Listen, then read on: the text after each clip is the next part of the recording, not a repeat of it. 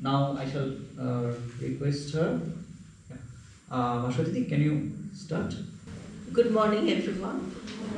It is a great honor and pleasure to be able to talk on Rabindranath Tagore at a place which is rich, which has a rich legacy of his memory. A place where he stayed on several occasions, especially towards the end of his life, and he also drew some paintings, painted some of his last creations were both writings and paintings were done at Rabindra Bhavan, which we visited yesterday. I'm grateful to the Darjeeling Hills University for giving me this unique opportunity to share my research with the staff and students of not only the Darjeeling Hills University but different colleges under it. My special thanks to the Department of History, Dr. Upashara Chetri and Dr. Debraj for facilitating this event today. I feel overwhelmed at the interest shown by teachers and students of various colleges coming for this lecture, attending this event this morning. Thank you very much and welcome to you all to this talk. I'll be talking about the reception of Rabindranath Tagore in the Netherlands and Belgium in 1920.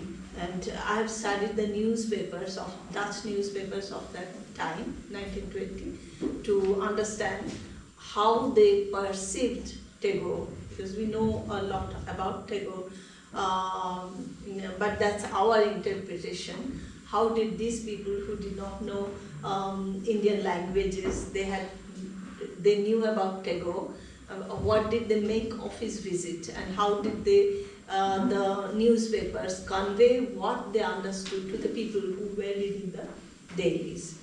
So I begin with a quotation from Tagore. He wrote in 1922, "One of the things I felt certain during my travels in Europe, that a genuine interest has been roused there in the philosophy and the arts of the East, from which the Western mind seeks fresh inspiration of truth and beauty," unquote. So this was one of the reasons why he went to the Europe and taught there on several occasions. Tagore was one of the most traveled persons in history. He traveled to Argentina, to the United States of America, to England and continental Europe on several occasions.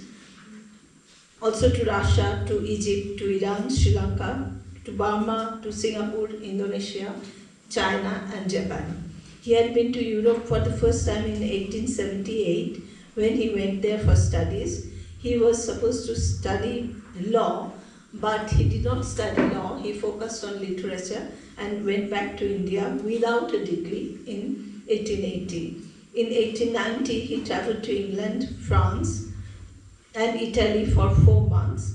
His third visit to London was in 1912 when he translated the Gitanjali into English and presented his renderings in front of the literary luminaries of London, which resulted in his receiving the Nobel Prize for Literature the following year and made his name a literary sensation throughout the world. During 1912-1913, he went on 4 months to the US universities, imparting his ideas of Indian philosophy in theories and practice for his school, delivering talks for his school at Shantiniketan. Tagore was invited to an extensive lecture tour of the US in 1916. And then again he went to Japan and the US, expressing his criticism of nationalism. This was in 1914 and to 1918 were the years when the First World War was going on. And Tagore saw the result of ultra-nationalism, and which he did not like at all, and wherever he went, he was speaking against this form of nationalism, which we see again today.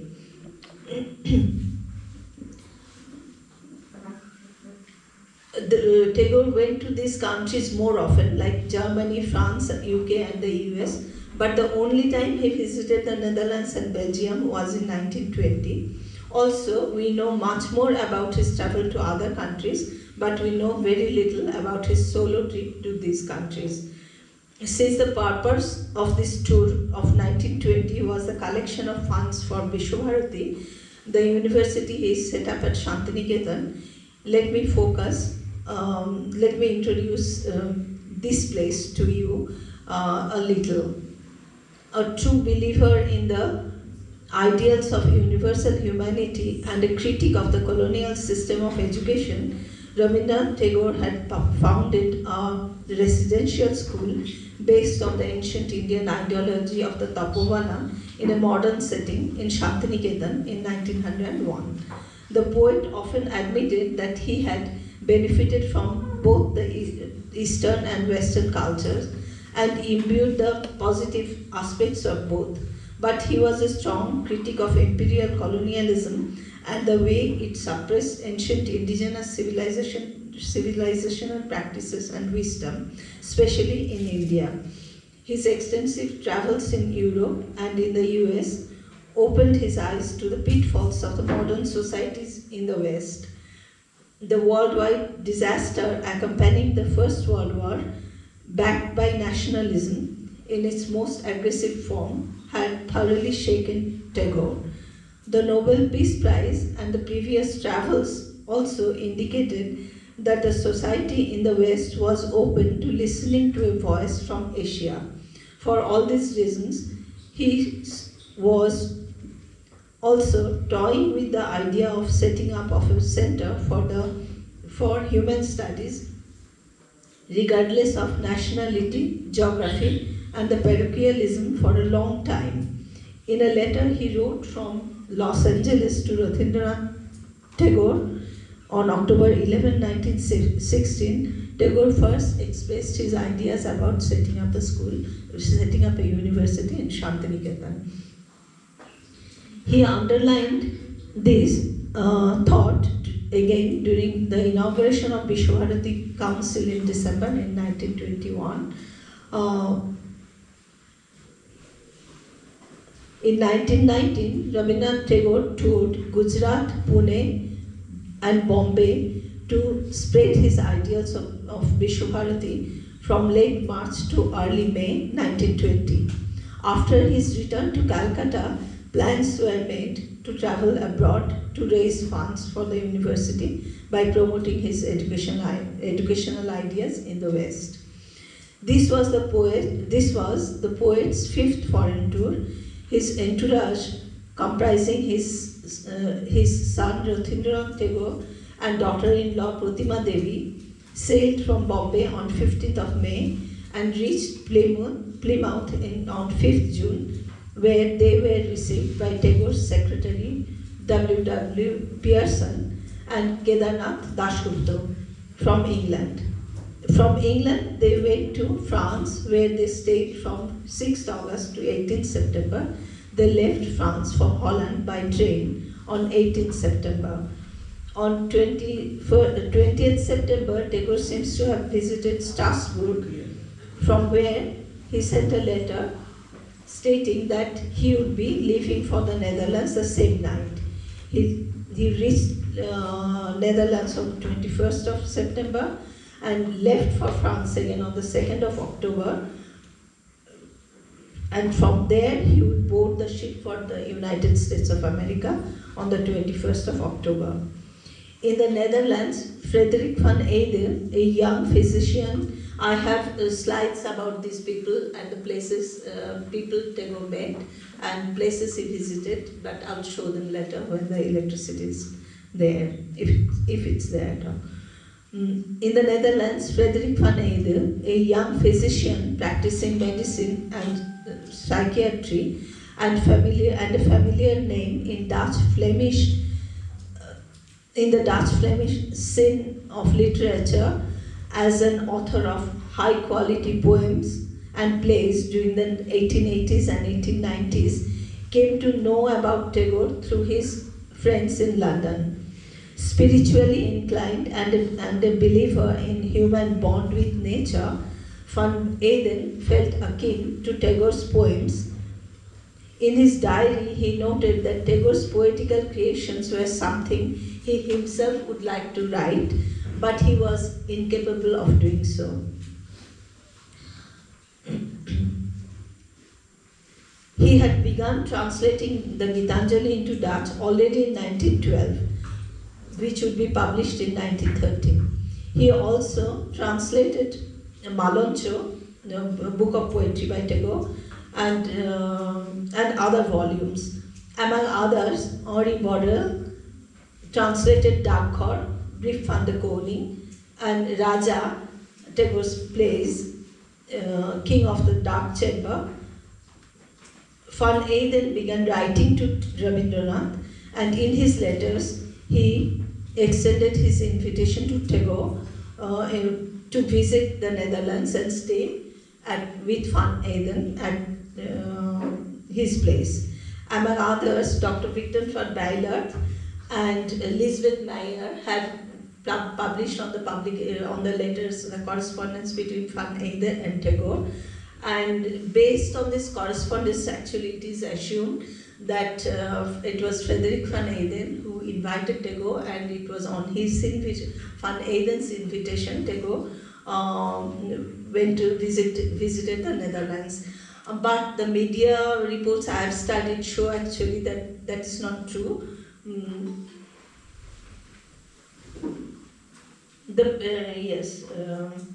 Frederick van Eyden, when Tagore left India, or he did not have the plan to visit the Netherlands, and Van Eyden was not aware of Tagore's plans. So there's an echo, Debraj. There's an echo. I'm hearing an echo, which is disturbing. I was trying to join the link. Okay, fine.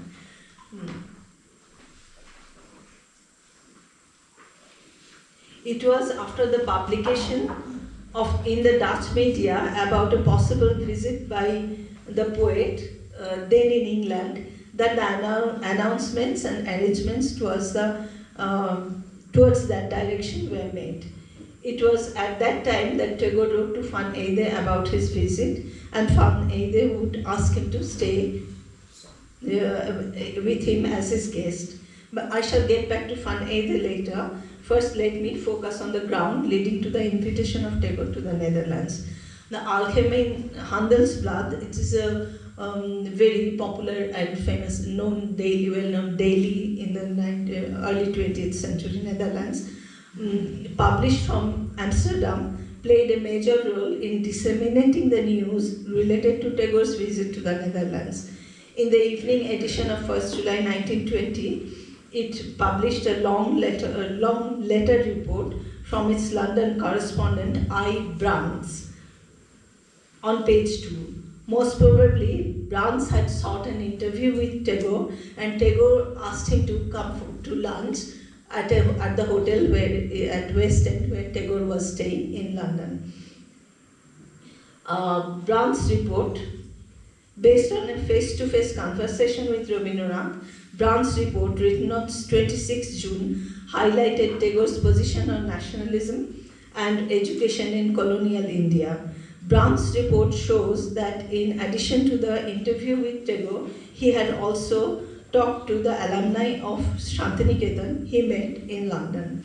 This report led to the invitation of Tagore to the Netherlands and initiated the preparations for the reception of Tagore there. I'm now citing from the long report that Brands had sent to his newspaper. Quote, Tagore, as you are aware, is not merely a poet. He is an authority on education, both practical and theoretical. Indeed, he actively engaged in implementing his ideas into practice, and in a very special way. For Tagore, the nationalist is also a mystic. and like so many of his contemporaries, does not like the intensification of mutual conflict between individuals. Rather, he aspires in the footsteps of his father and the latter's disciple Keshav Chandra Sen, although differing from Sen, for a harmony.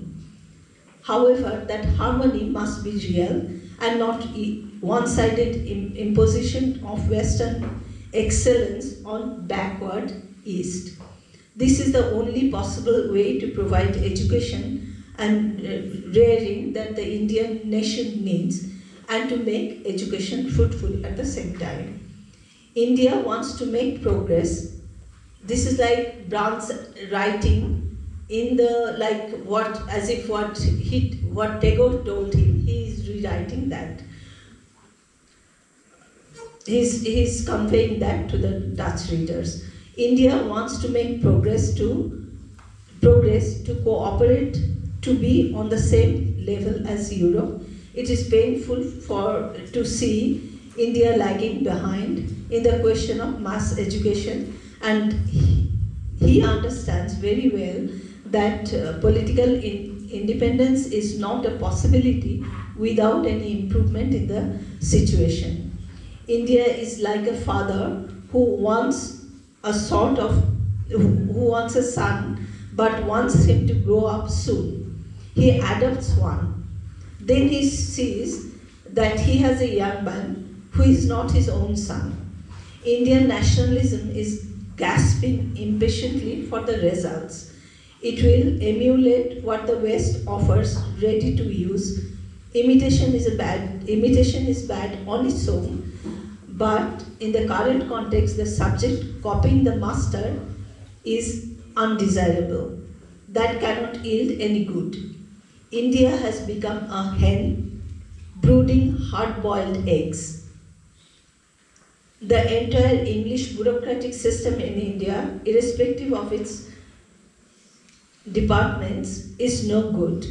Each nation, each community must determine its own destiny according to its own nature. It is, however, necessary to nurture it first, and education is necessary for that process. Yet, education in India is now a responsibility of the bureaucracy, and therefore, pedagogically speaking, entirely sterile, an expensive, futile exercise. Instead of uplifting the nation, it has become a burden on it. We have been reduced to money bags, but who will put the money in the bag?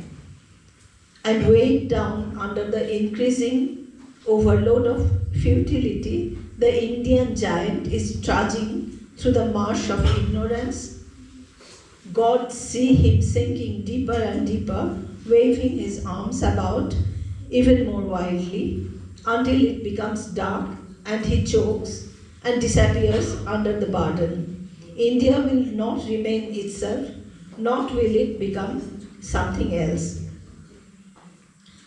Dr. Tagore, I leave this part out, with the question of education in Dutch colonial India in mind, Brandt asked Tagore if he would be willing to unfold his ideas to a Dutch audience. Tagore responded that it would be a great pleasure to him. Dr. Tagore could shed light on two things, Brandt wrote.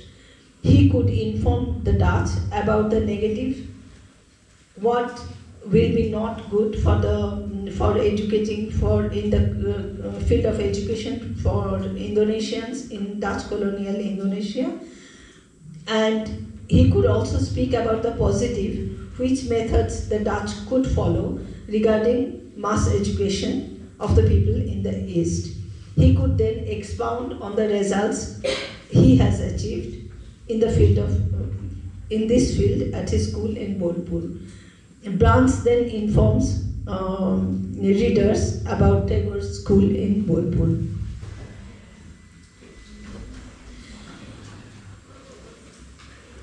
Then Brahms writes, I have no doubt that the Dutch public will be deeply interested in learning more on these issues, and Dr. Tagore, in service to his ideal of the harmony of the East and the West, will be willing to provide them who will be ready to welcome him. In case there is interest in Tagore's ideas, the Allgemeine Handelsblad put out notice saying that if you want to host an event where Tagore can speak, please let us know. Nearly 1 month after this first report, on 7th, I think I would prefer the light to be on because the print is very light, I can't see it almost. Yes. Yeah, yes, thank you.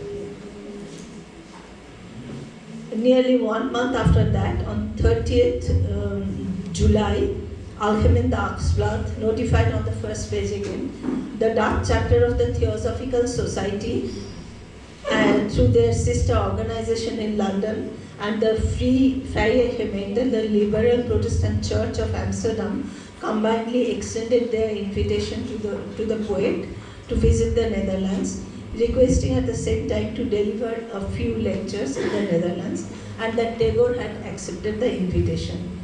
Meanwhile, in view of numerous requests, notices and sympathy messages from different quarters putting on, upon the request of many, Jose Fiqueveno, the head of the art dealing agency of the Goud Stickers, agreed to receive all correspondence in this connection. He would collect the correspondence and hand it over to Tagore upon the latter's arrival in the Netherlands. To facilitate welcoming the great Indian literature and philosopher in a way befitting his dignity, and to avoid giving the visit of any political or religious color, a reception committee comprising experts from various fields was formed. The ad hoc members were Van Wijngaarden, the pastor of the Free Congregation of Amsterdam, and Mr. Jose Fiqueveno, secretary of the Amsterdam Lodge of the Theosophical Society. They would also arrange a villa and a car for Tagore and his family, both in Amsterdam and in The Hague. Those willing to offer the poet a proper reception in a dignified manner were requested to send a written note to the address of Mr. Fiqueveno. Rabindranath, accompanied by Rabindranath, Pratima Devi and W. Pearson, arrived in the Netherlands from Paris on 21st of September. Fiqueveno from the reception committee, Frederick van Eyde, with whom Tagore had corresponded earlier, and a few others were there at the border of the Netherlands and Belgium to receive him. From 23rd September to 1st October, Tagore visited different cities in the Netherlands, and every day he delivered a talk, and sometimes it was 2 lectures a day. Coverage in the media. Tagore was widely covered in the contemporary Dutch media. In 1920 alone, there are more than 150 hits. National, provincial, and local dailies covered the news related to Tagore or translations of his work. The news of the trip to the Netherlands was circulated to the Dutch colonies as well and appeared in Indonesian media, for example. And the Locomotive, a daily published from Semarang and its European headquarters in Amsterdam, published a half-page column on the 3rd November issue of Batavia's Nieuwsblad. Written in English, the lectures Tagore delivered, for example, some village mystics of Bengal, meeting of the East and the West, the message of the forest, which Tagore read out, were meant for a wide readership in the West. Occasionally, while speaking, he used Bengali, and he read out his works and also sang his own compositions.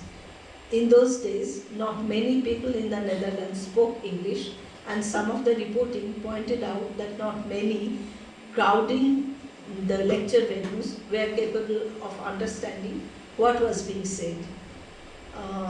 But the organizers had decided not to have the lectures translated in order to misrepresent any of Tagore's ideas. It was perhaps for this reason that many newspapers, especially the Algemeen Handelsblad and Nieuwe Rotterdamse Courant, they covered the events of Tagore's lectures in detail.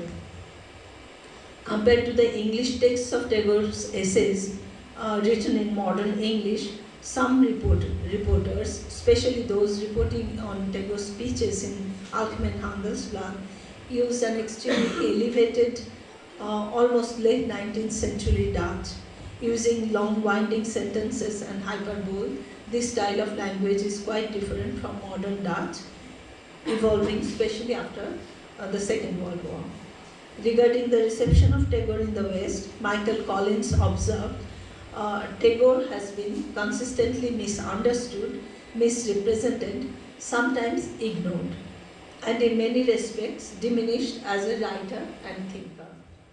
The reports in the Dutch media, while commenting on Tagore, show that the discussion on his appearance, clothes, and and as well as the lectures were colored by the existing idea about the Orient and also the conflicting religio-political sectarian ideas governing the then Dutch society. Very much like other Western countries at the time, religion played a crucial role, and although Christianity largely served as a binding factor in the Dutch society, the media coverage clearly reflects the tension amongst the diverse sects of Christianity. Since the 19th century, especially since the 1870s, the Dutch society was pillarized or divided into 4 parallel competing groups based on religious belief and philosophy of life. These were Protestants, Catholics, Socialists, and Liberals. The goal of these politically powerful groups was to put their philosophy of life and religious ideas into practice through socio-cultural and political activities. Each of these groups had its own political party, school, broadcasting system, newspaper, trade union, etc. It is necessary to understand the conflict among these conflicting ideals of these groups and subgroups and the resulting tension in the society for making a sense of the media reports on Tagore and his message. There were almost endless discussions during the time on Tagore's philosophy of education and his message of universal humanity. Witnessing the same society firsthand in the late 20th and early 21st centuries, when extreme religiosity is considered weird and is often ridiculed, the strong religious flavor of those representations, albeit comparable with the modern society, modern Indian society at the time, is equally odd and provides a rather sharp contrast with the present. Tagore was officially invited by the Theosophical Society and the Free Liberal Church of Amsterdam. These organizations announced the invitation and Tagore's willingness to accept the same in different newspapers. Very soon, the Catholic Church publicized its decision to not offer any help in facilitating the event. While the said 2 organizations were responsible for one talk in Amsterdam, the task was shared by the International School of Philosophy and the Theosophical Society in Amersfoort and The Hague, respectively. The rest of the public speeches were organized by the universities in Amsterdam, Leiden, and Utrecht. The media coverage provides splendid instances of imperatives, perspectives, and ideological biases guiding the Western notion of the Orient and the Oriental. At the venues he spoke, the decoration was adapted to accordingly, befitting the distinguished guest from the Orient. I quote one part of a reporting that talks about the decoration at a place. Quote, the organ is murmuring softly through the dense rows, filling the large hall of the Vrije in the church. The domes clustering along the galleries where all seats are occupied presently appear to be tuned by the long drawn-out melody into a mysterious prayer.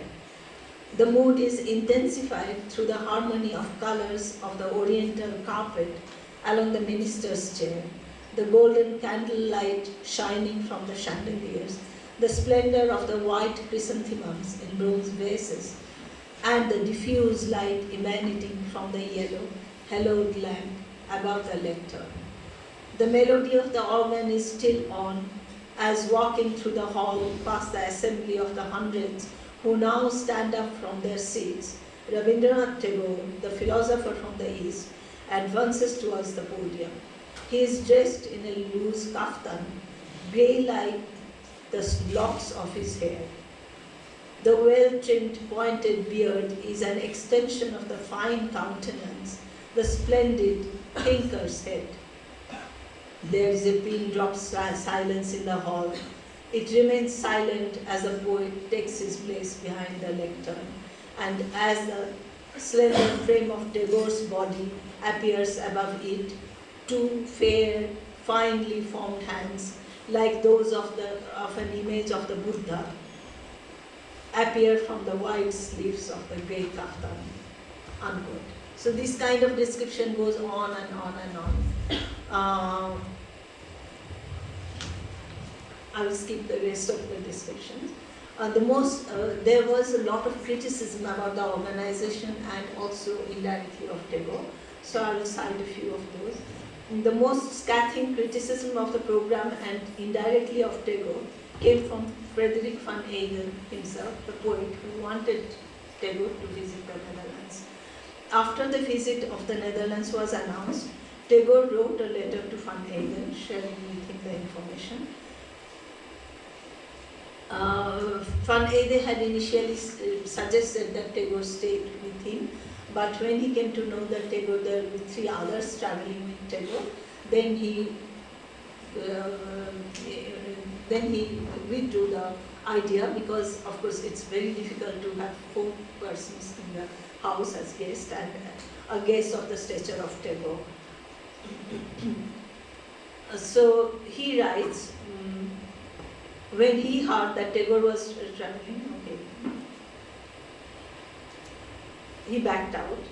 Van Eyden did not name the Dutch persons organizing the event, and used the word mammon, which is the god of wealth, to refer to the chief of the Dutch General Bank. I quote from Van Eyden's column in a news magazine. The great poet seemed not to be able to withstand the conniving power of our capitalist, or rather parasitically regulated society any more than so many others who suffer from the delusion to be beyond the large social conflicts. Tagore is, of course, above social prejudices and divisiveness, but just like me or anyone else, Tagore cannot resist human needs and desires, and those needs are not only material but also spiritual, intertwined in an extremely complicated way. His visit had instructively illustrated this entanglement. Tagore came to get to know Europe, to connect the East with the West. For that, he needed not only a good place to stay, but also some comfort befitting his age and esteem. There is no need to subject such a noble, honorable person to the indiscreet curiosity of our lowest ranking public. Admittedly, the guard at the station seemed to have found his appearance impressive, and whisperingly asked me if this was some high-placed dignitary. But sitting in a speeding car, passing through streets in the cities, in the villages, one could not help hearing the discourteous and insensitive comments of them, Sinterklaas is here, being the most innocent. Sinterklaas is actually the Saint Nicholas who comes and visits the Netherlands in the legendary saint who visits the Netherlands on 5th of December. 15th of November he comes, and 5th of December is a special event for children when they get a gift from Sinterklaas. But Frederick van Ede also describes Tagore as Sinterklaas because the way he dressed. But I find it a bit unfair on behalf of Frederick van Ede because Sinterklaas is known for his robe. It's the church color of red that he wears. His robe and his mitre that he wears, everything is red. Whereas Tagore never wore that color. So I wonder if that really happened or actually Frederick van Ede was expressing his dissatisfaction about that Tagore actually had declined his request, or it was not possible for him to have Tagore more intimate, have a more intimate connection with Tagore during his visit. Van Ede goes on, humanly and aesthetically, it is impossible to eat with Tagore in a simple restaurant, to spend a night in a regular guest house, or to travel third class on trains.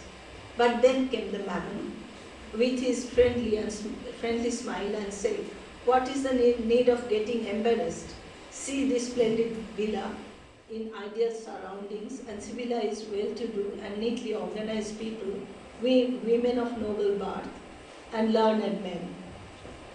Cars will be there at the disposal of the poet to take him quickly and safely wherever he wants to go, and to bring to his place all the sensitive and wise people he would like to meet.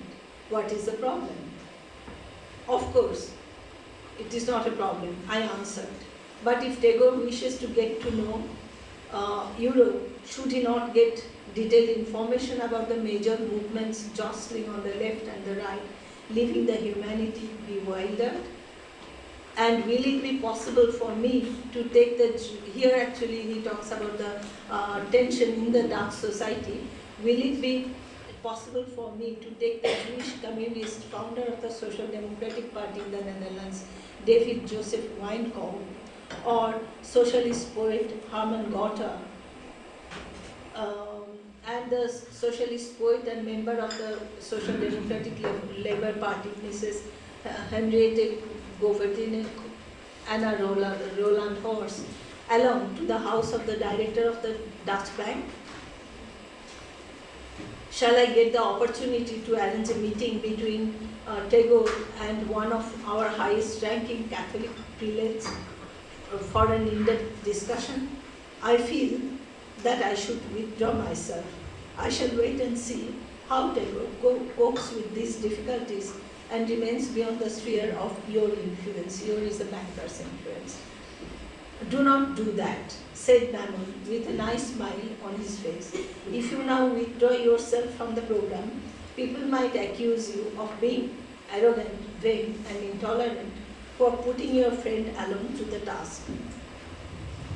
Will it not be better to put aside your own insights and wishes and stand by your friend as much as possible?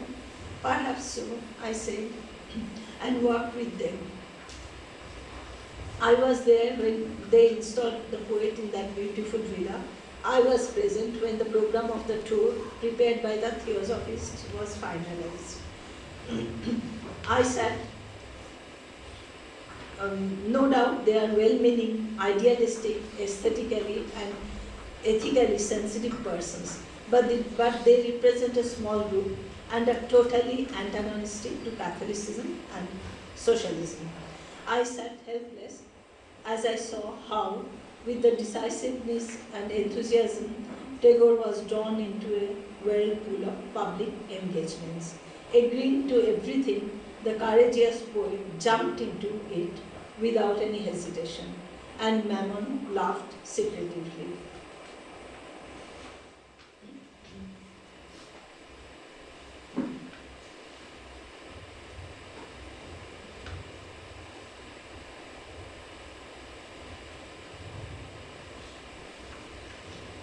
Another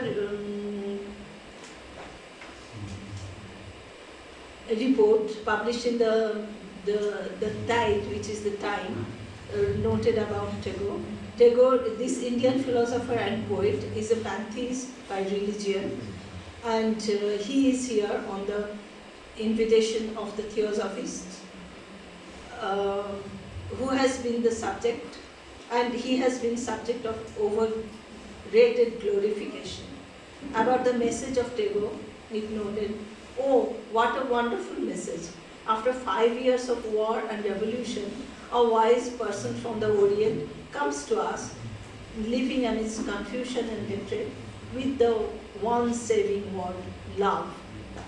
But this saving word was brought to us already 20 centuries back. And during and after the 5 years of war and revolution, one old man from Vatican," this is a reference to Pope Benedict XV, who appealed the belligerent powers during the First World War for sending a peace note. So one old man from the Vatican has put forward before us again and again, and thus there is nothing new in the wonderful message from the wise man from the Orient. There is a lot of discussion in the press about Tagore's appearance and the way he dressed. Like this Brands, the reporter who reported from London, he wrote, "I saw the famous poet in the national attire, the way he prefers to dress up. Long pale yellow robe, black silk tunic, and a high hat made of black velvet. Beneath the cap, the well-known face with kind, wise eyes, grey locks, and the grey flowing beard. I have no idea why he continuously reminded me of Tennyson. Is that only due to the way he wears his hair, or is it the aristocratic traits shining on the face of the poet of the East and the West?" Unquote. From when Tagore was in the Netherlands, he got actually an invitation to visit the Belgium, so that had not been planned either beforehand. Kees Merks, a Belgian scholar, writes that the Flemish doctor Arthur de Groot, who was in Amsterdam in connection with his research, was informed about Tagore by Frederik van Eyden. And the Groot's wife, Juliet Adant, she actually had studied in England, and she had attended one of Tagore's lectures in Oxford in 1912. I met a descendant, a granddaughter of Juliet Adant in Belgium, in Antwerp. But Juliet Adant mentions in her memoir that she met another time, she met Tagore another time in Glasgow in 1960, but I haven't found any information on Tagore being in Glasgow. It was during the First World War, so Tagore did not travel to Europe, according to the information that comes from other sources. But she claims that. And when Tagore visited Antwerp, he stayed in the house of Dr. Tagore and Juliet Tagore. In his Tagore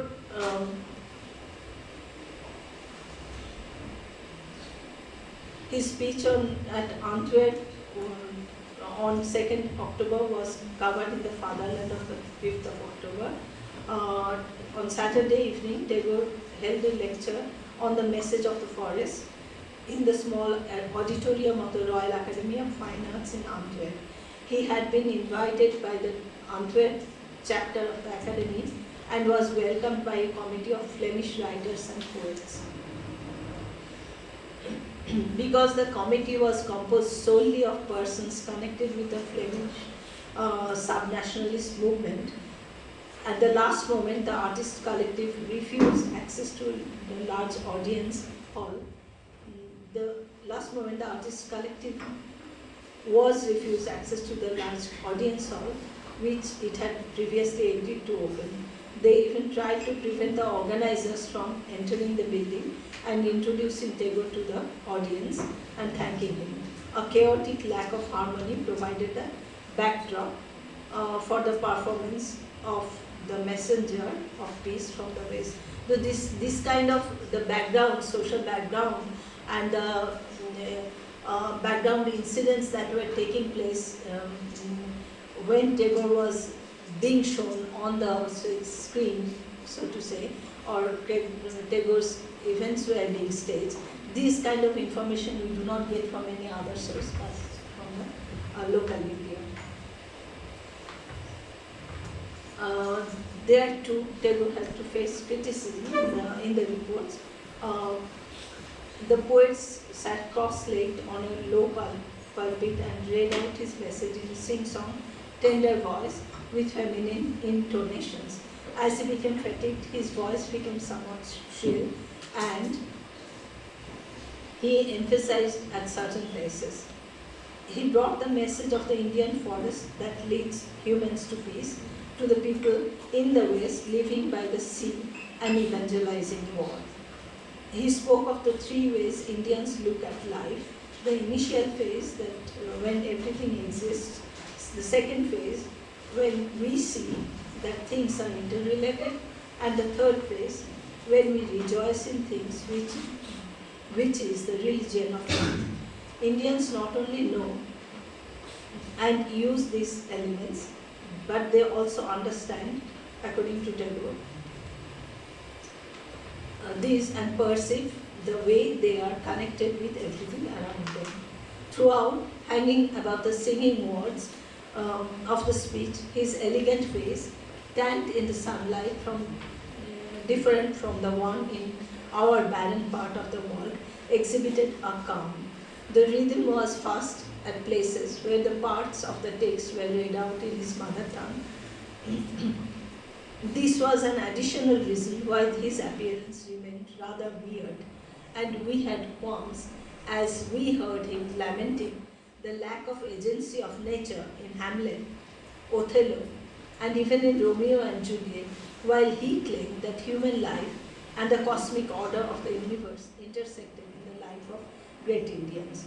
Our struggle with the nature is different from that of the compatriots of Tagore, according to him. Even the teachings of the Christ could take place only in a defined climate. However, that does not mean that such teachings will not have an ennobling influence on all mankind. Tagore also delivered a lecture on Brussels on the 4th of October. That was the meeting of the West, East and the West. But surprisingly, the Belgian newspapers, I didn't find anything regarding this. This was again a printed lecture which was available in print already. According to Van Bijlert, in their response to the increasing secularism in the society, intellectuals in the early 20th century had resorted to mysticism. Tagore was religious without any hesitation, but his spirituality came without the customary decorum of Christendom and religious doctrines which govern in Western societies. Moreover, Tagore's religion had a deep essence of aesthetics, and that is why people in the West felt attracted to him. The media reports reflect an incredible interest in the lectures delivered by Tagore. Discussion on Tagore's visit continued long after the poet left the Netherlands and Belgium. A Dutch columnist and poet, I have a slide on this, I will talk about it there. The Fatherland on 12th October carried the report published by the Committee of the Reception of Rabindranath Tagore. They write, "It is with great pleasure that we look back at the visit of Tagore. The interest was far greater than we had expected. The readiness of our guests to cooperate with the schedule knew no bounds. That all requests for public engagements could not be met is due to the short duration of his visit. He himself and his companions have repeatedly stated that he highly appreciated the arrangements made for the lectures and the public welcomed him everywhere. Considering the fact that various circles, including academics and literatures, were interested in the visit, and knowing that the initiative for his visit was taken by the Theosophists and the Free Protestant Church, it is inappropriate to try to consider the visit as organized solely by the Theosophists. There was a lot of criticism among the Theosophists, who insists on that, denigrates the work of the poet-philosopher, whose endeavors and ideology are universal, and compartmentalizing them in any exclusive group, whatever that may be, is detrimental to whatever Tagore represents. The total amount of the gross earnings from his speeches cannot be ascertained, but it will be more than 5,000 guilders. At the request of Dr. Tagore, a part of it will be invested in Dutch books and photographs, especially on Indonesia, which Tagore wanted, and the rest of it will be sent to his school in Shantiniketan. This is the report of the organizing committee. In his letter to William Rothenstein, written from the Grand Hotel Britannic in Brussels on 6 October, Tagore wrote, I quote Tagore, "The welcome which has been accorded to me in all the countries that I have travelled in Europe now has been deeply genuine and generous to the extreme. This makes it delightfully easy for me to give out the best that I have in me in an easy flow of communication. I feel it clear that my relationship with continental Europe is natural and unobstructed. Being disinterested in England, I have distinctly felt in my last visit, it is obscured owing, I am sure, to the politics that ever stands between our people and yours, consciously or unconsciously. I have nothing to do directly with politics. I am not a nationalist, a moderate or immoderate in my political doctrine or aspiration. But politics is not a mere abstraction. It has its personality, and it does intrude in my life where I am human." Unquote. As the media coverage shows, personnel was also very much part of the political and determined the course of action of Tagore's contemporaries in the Netherlands, as also as head of institutions. It is surprising to note the spontaneity with which the travel plans of Tagore and his entourage were made. Decisions were taken often shortly before the actual travel, constantly adjusting, improvising, and rescheduling the plan at a short notice. As noted above, the plan to visit the Netherlands was initiated in June, after when this reporter from the Netherlands interviewed him at the end of June. The schedule in the Netherlands was fixed upon his arrival in the country. The plan to visit Belgium was made whilst he was in the Netherlands. Planning in current parlance on the go, it was not possible to check the credibilities of the organizations and the hosts all the time. And this had landed Tagore in embarrassing situations on other occasions also, especially when he was in Italy. Tagore had a meeting with Mussolini, and that created a lot of controversies later. And there was a lot of criticism of that. Similarly, we see in the media the tension in the Dutch society, and what I as a scholar and feel quite strange, that Tagore was a renowned poet and author and philosopher, and the only meeting with an author in the Netherlands his only meeting was with Frederick van Eyde, and he was not able to meet any other, as Frederick van Eyde also pointed out. So was it because Tagore did not, it was mainly a tool for him to collect funds for university, Vishwabharati, that he did not have the time to meet them, or were they not interested in meeting Tagore because of the organizing committee composed of Theosophists and Catholic, Free Protestant Church? We would never know. But both the organizers were happy with what they got when they hosted Tagore, and Tagore also was satisfied with the results of his visits, and so we have to accept those also in our consideration. Thank you for your patience.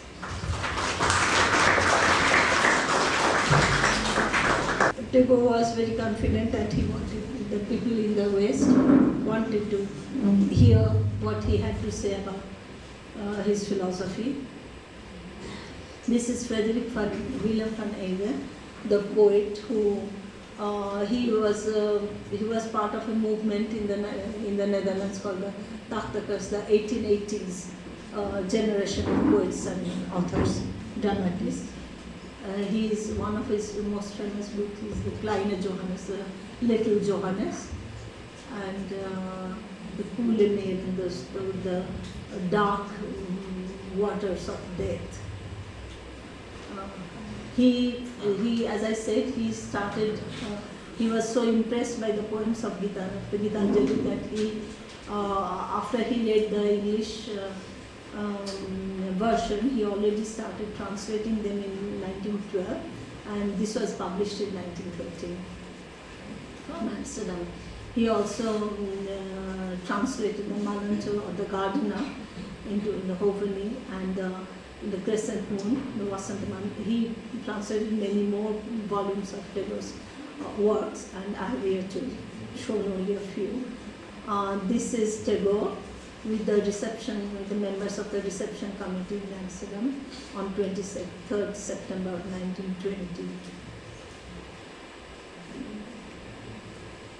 This is a painting of Tagore, difficult to, I find it very, I don't think it's one of the best paintings of Tagore, but it was done in during Tagore's visit by the painter called Martin Monikandam. This is the School of Theosophy and International something, International School for Philosophy in Leeuwarden, Amersfoort, and that part of the organizers. They organize the lecture lessons. And this is the a few members of the organizing committee, and Tagore with them in Leeuwarden, Amersfoort. And this is from the newspapers. These sketches were done by the one on the left is anonymous. I couldn't find out from many of the reports in the reports and such sketches actually did not carry a name. And interestingly, the most important person in connection with the trip of Rabindranath Tagore, in my view, is this I. Brans from Alchemy, Handelsblad in Amsterdam, but I could not find any details about him. And this is Isidor van Mens, Tagore reading out his lecture at one of the places. This is, I said that in Antwerp, Tagore stayed with the family, Arthur de Groot and Juliet Adam de Groot, in their house, Langgasstrasse, Antwerp. We went to that venue, but this building does not exist anymore. This is when it was just totally renovated that part, and it's not there anymore. This is Juliet Adam de Groot, and she was that family. They were in Glasgow just before the war, and she says, Juliet Adam de Groot, in her interviews and memoir, she says that she met Tagore in Glasgow, and it was in Glasgow that she also started learning Bengali. This is just one page from our Bengali exercise book. And this is one of the satirical reports on Tagore, on the or the way Tagore's visit was covered by some media, and this is a satirical note on the coverage in the media. So they are criticizing the organizers in a way, or those working on behalf of the organizers. The Handelsblad, the Armenian Handelsblad that I referred to, wrote about Tagore. This poet says he leaned his everything is in capital. He leaned his noble head backwards against the red padded wall of the coupe, and he closed his eyes in a way that indicated that he was tired. Or, to continue to musing inside, we have used italics for apparently even Tagore seems to muse inside. Now and then he looked out the wide window at the sunny heather and the dreaming pine forest until he completely sequestered himself in meditation.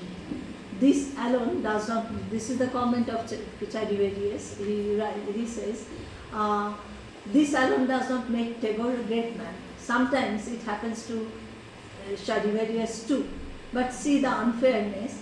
His mates do not say Chadiverius closed his eyes as if he was tired or wanted to continue musing silently and sequestered himself in meditation, but they say he passes out again, the lazy dog. So this kind of coverage, okay, that's it.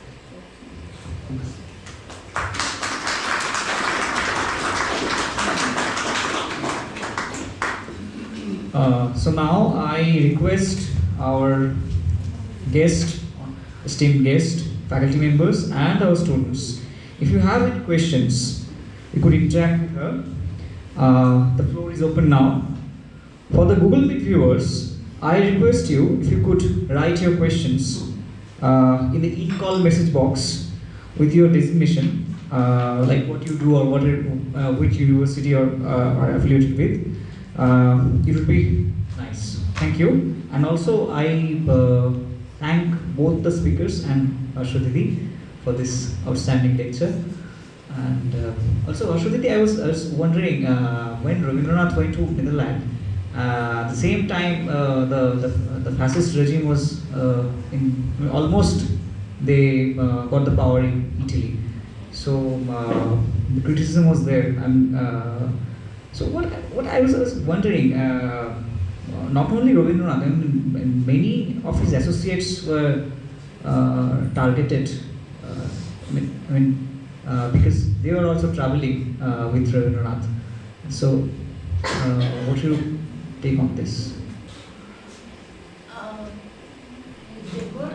I mean, many of his associates, they were traveling with him, and since I clearly remember when I was working under you in 2019 and 20, so you asked me to collect a review from, and it was an article, it's an article from Modern Review, and it was clearly mentioned like Rabindranath and some of his colleagues, they were asked like, what is Rabindranath is doing now? I mean, Gurudev is doing during this trip to the Netherlands. During this trip to the Netherlands, yeah.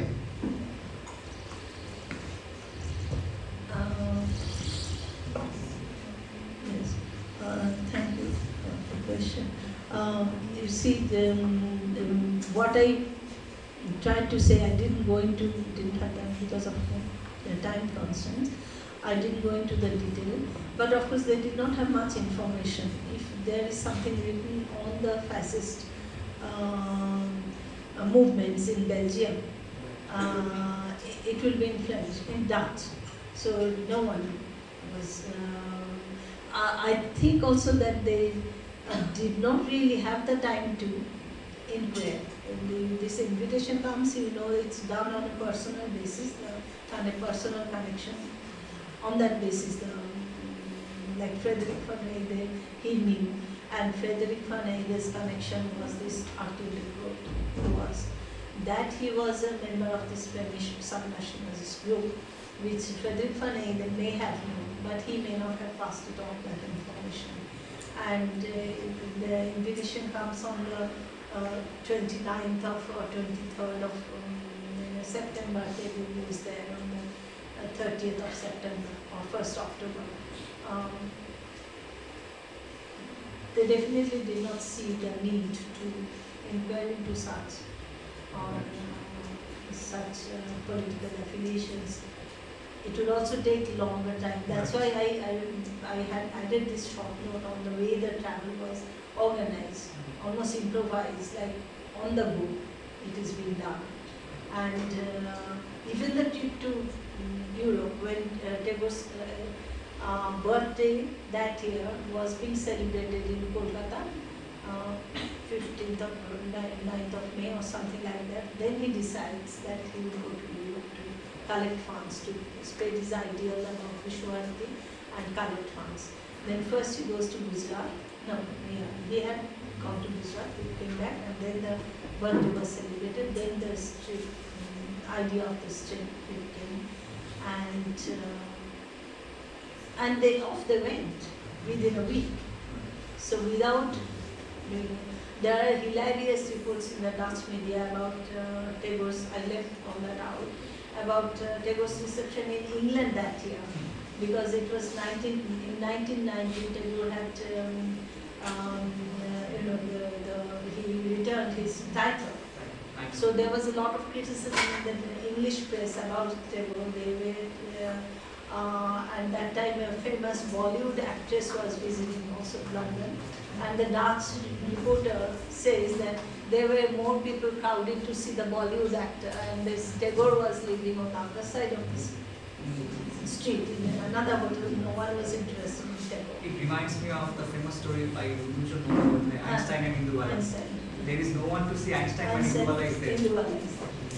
So that kind of thing is happening. And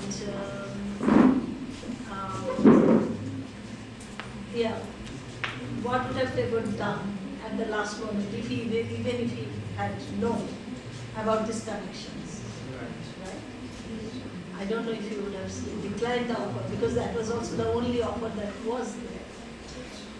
And I think had he known before that, but Rabindranath already went back to London because Pratima Devi was to undergo surgery there. So they went back. The only person with him was Pearson. So if some Indians present in Belgium would have conveyed the information, but that did not happen.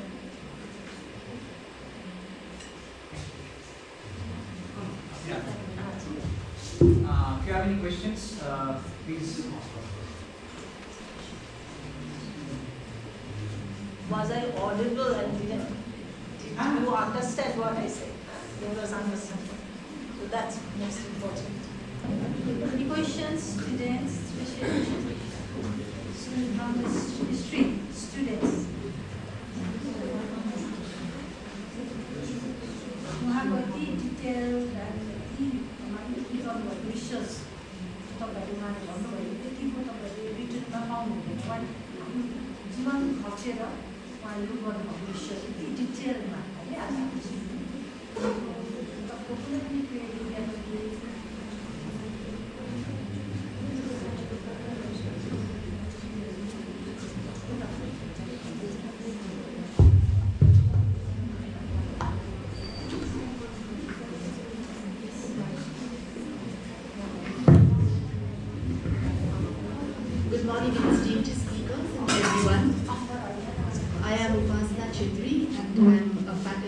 Darjeeling University. Ma'am, thank you so much for your presentation. It was actually enlightening.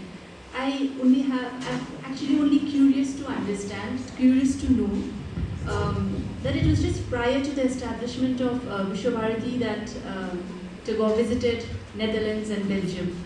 So was he actually successful in collecting funds from Netherlands and Belgium for the establishment of the university in 1921?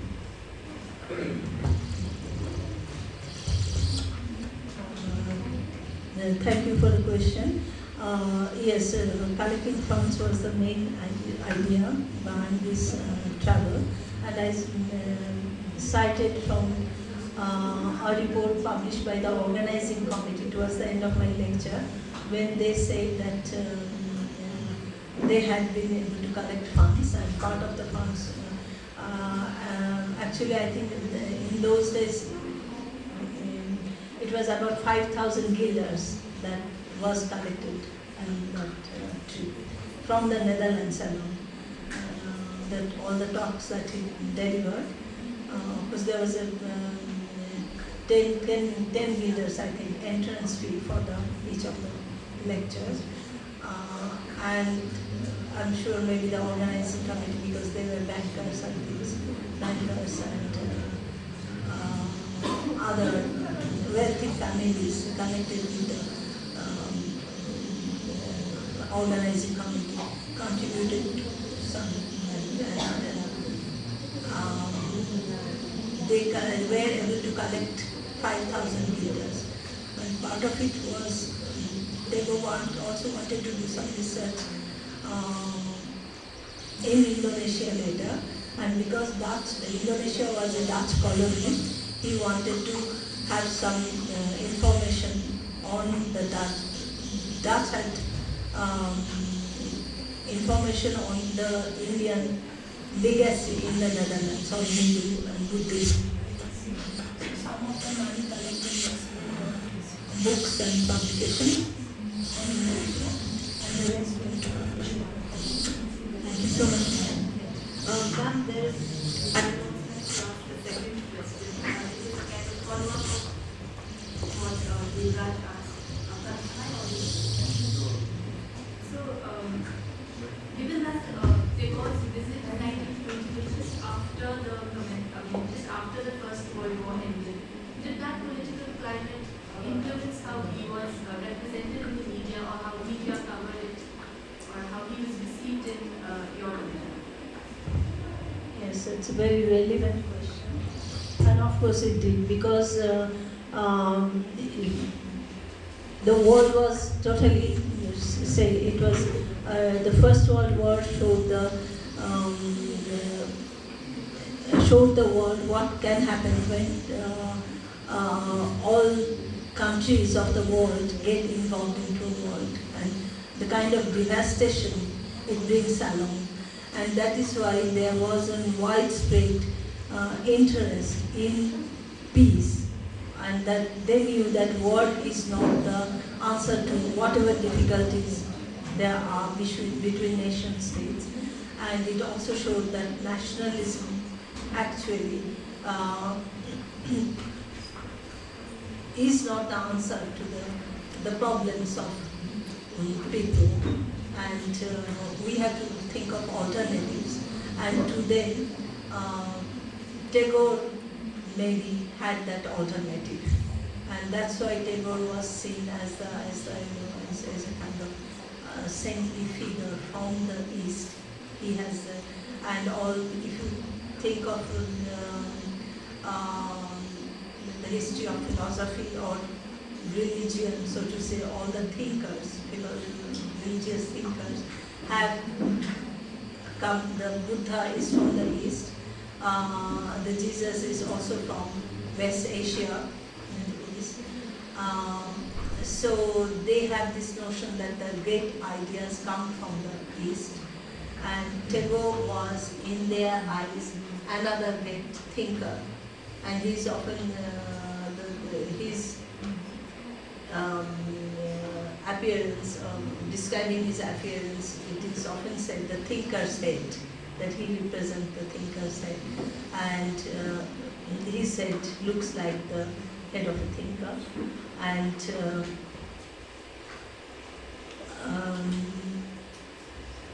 and there was a lot of interest in his message for that reason, because his work had shown that he believes in harmony, and Tagore came with a message of universal humanity, which was relevant at that time after the First World War, which is relevant even now. All the messages. In fact, when I look back to his chapel and the messages that he was delivering about environment, about universal humanity.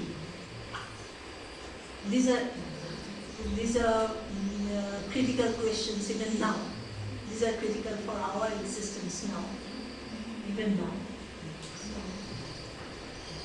and that is why we created a lot of interest.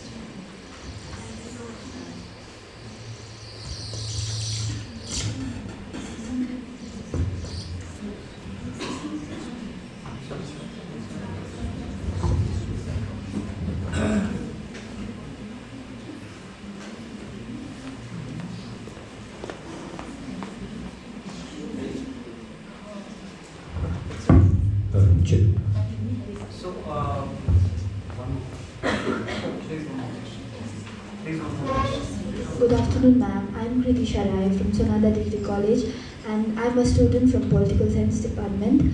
As you talked a bit about nationalism at the beginning of your lecture, I just wanted to know what was Tagore's idea of nationalism?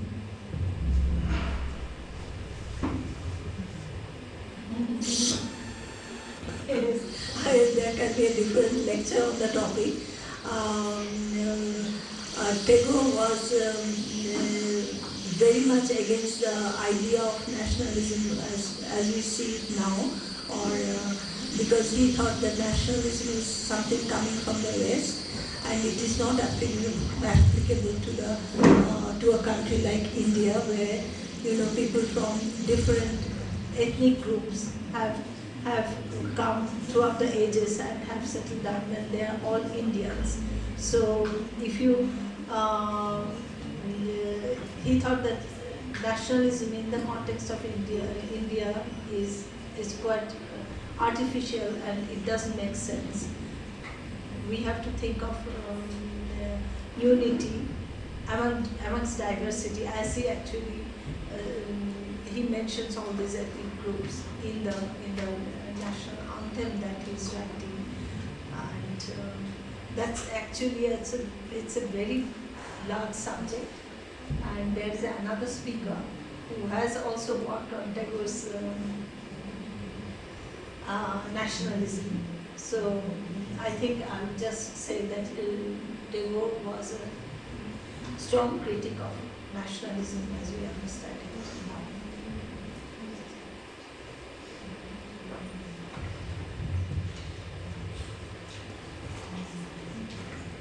So, shall we proceed to the next session? So, I would request my colleague, Dr. Bhaswati Bhattacharya, to take the lead. I think she can come here and sit. That's better. People have the moderator seat. Thank you so much, Debraj. So right after that illuminating talk, we will proceed on to our next session, and hope you all are having a refreshing tea that was served.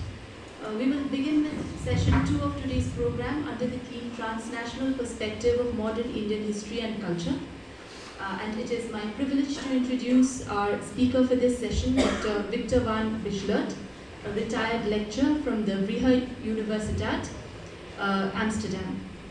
Dr. van Bijlert is a distinguished scholar of Indian philosophy, religion and world literatures.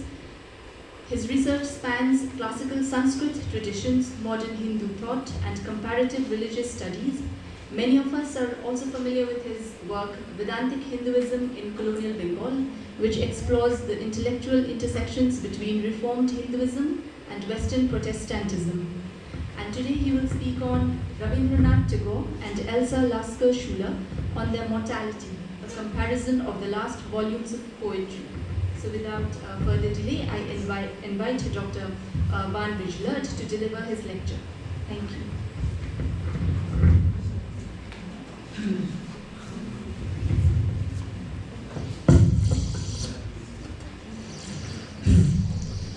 Once more, welcome to everyone. I feel very honored and is it working? Okay. I feel very honored that I can deliver a lecture in this esteemed institution. I'm also admiring your patience to sit through another session of probably similar length and hopefully also similar depth. This lecture will be actually on, it's in a way a comparison between two poets who are very similar and who never knew themselves, never knew each other. That is it's a remarkable thing. Neither linguistically nor in any other way were they known to each other. Two important 20th century poets expressed their anxieties and fears when their death was near. One poet, of course, was male, Indian, wrote mostly in Bengali and in English, and belongs to modern Bengali culture. The other poet was female, wrote exclusively in German, and was a prominent exponent of Central European avant-garde culture. We are talking about Rabindranath Tagore and Elsa Lasker-Schüler. Rabindranath Tagore was steeped in liberal Hindu culture. Elsa Lasker-Schüler was a somewhat eccentric Jewish freethinker. On the world stage, both did exert a major influence through their artistic creations. Both wrote a last volume of poetry in their old age. Poetry in which they reflect on their death. In both there is existential anxiety, unease and fear about the prospect of dying, but also apparent resignation and even some kind of religious solace.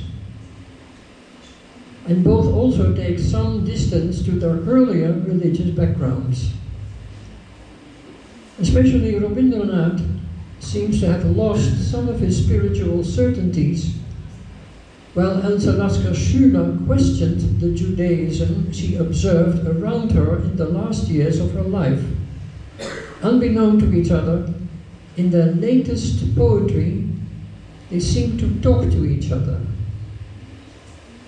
Fear and anxiety about mortality are basic emotions. Existential anxiety is a universal given.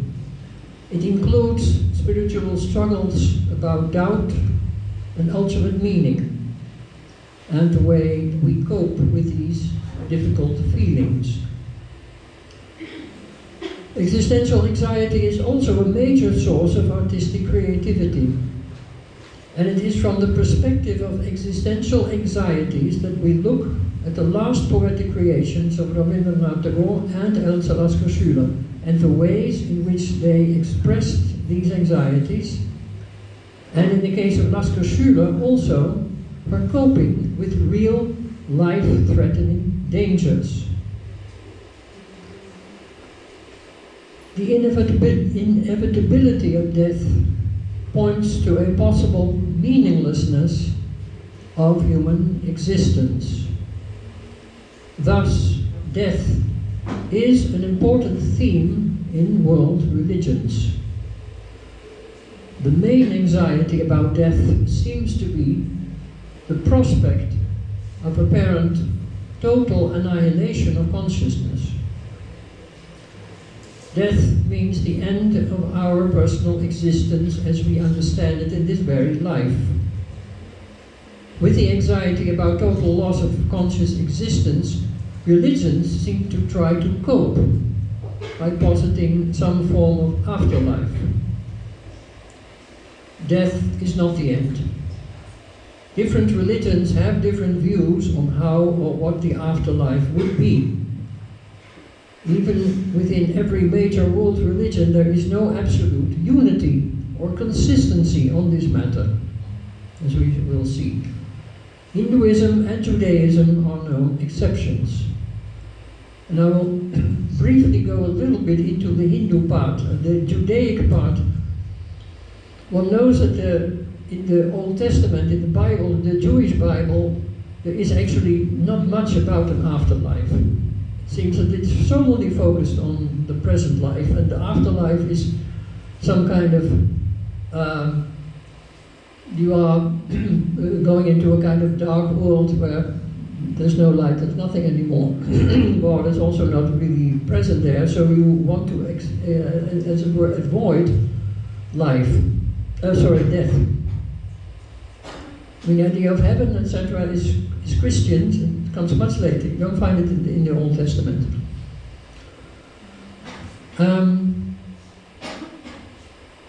But ancient Hindu scriptures, the Upanishads, and these are important for Tagore, already pose fundamental questions about death and the individual personal consciousness. The Upanishads formed the background to Rabindranath Tagore's spirituality almost throughout his life. A few remarkable ideas of the Upanishads will be mentioned here. Maybe I'll show already a few of these. This is Tagore's. Let's go to this. You will soon understand what I want to say with this.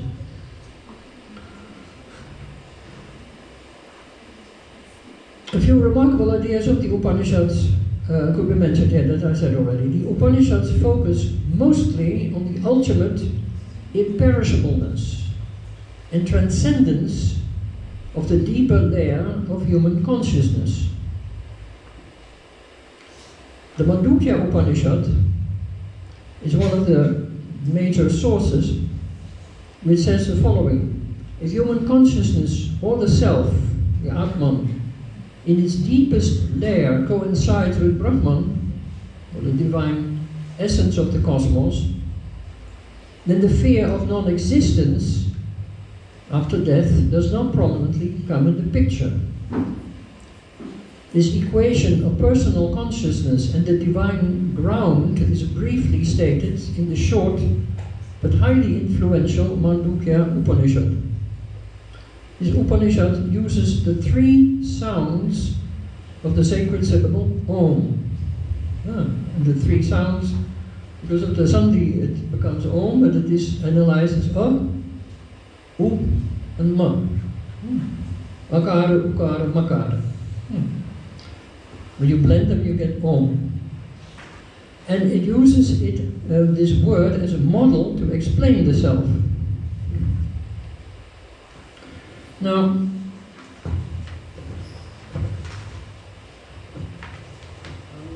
probably skip a few of this. In any case, the Upanishad says that the word Om is everything that exists. And everything that exists is also Brahman. So Om designates Brahman. And our very self, Ayam Atma Brahma, the self of ours is also Brahman. And the self has four parts. Now you would guess which four parts are there. And now the trick of the Upanishad is to say that the first three layers of consciousness, the waking state, the dream state, and the state of deep sleep, or Jagrat, Swapna, and Nidra, are the states of consciousness that one usually undergoes every day, every night. That's a normal consciousness. That can be expressed in language. That's why the three letters or the three sounds of Om designate only the three, you might say, normal states of consciousness. But there is a fourth, which is Amatra, which has no sound, which cannot be expressed. That is the fourth. And that fourth state of consciousness is, as it were, that is the transcendental basis of everything. And literally, the Upanishad says it is unseen, the fourth. One cannot deal with it as with ordinary things. It is ungraspable, without specific characteristics, unthinkable, not expressible in language. the essence of the cognition of the self as one, the coming to rest of the multiplicity of the world, peaceful, benign, without duality. Shantam Shivam Advaitam. Thus, the wise consider the fourth part of the consciousness to be. This is the true self.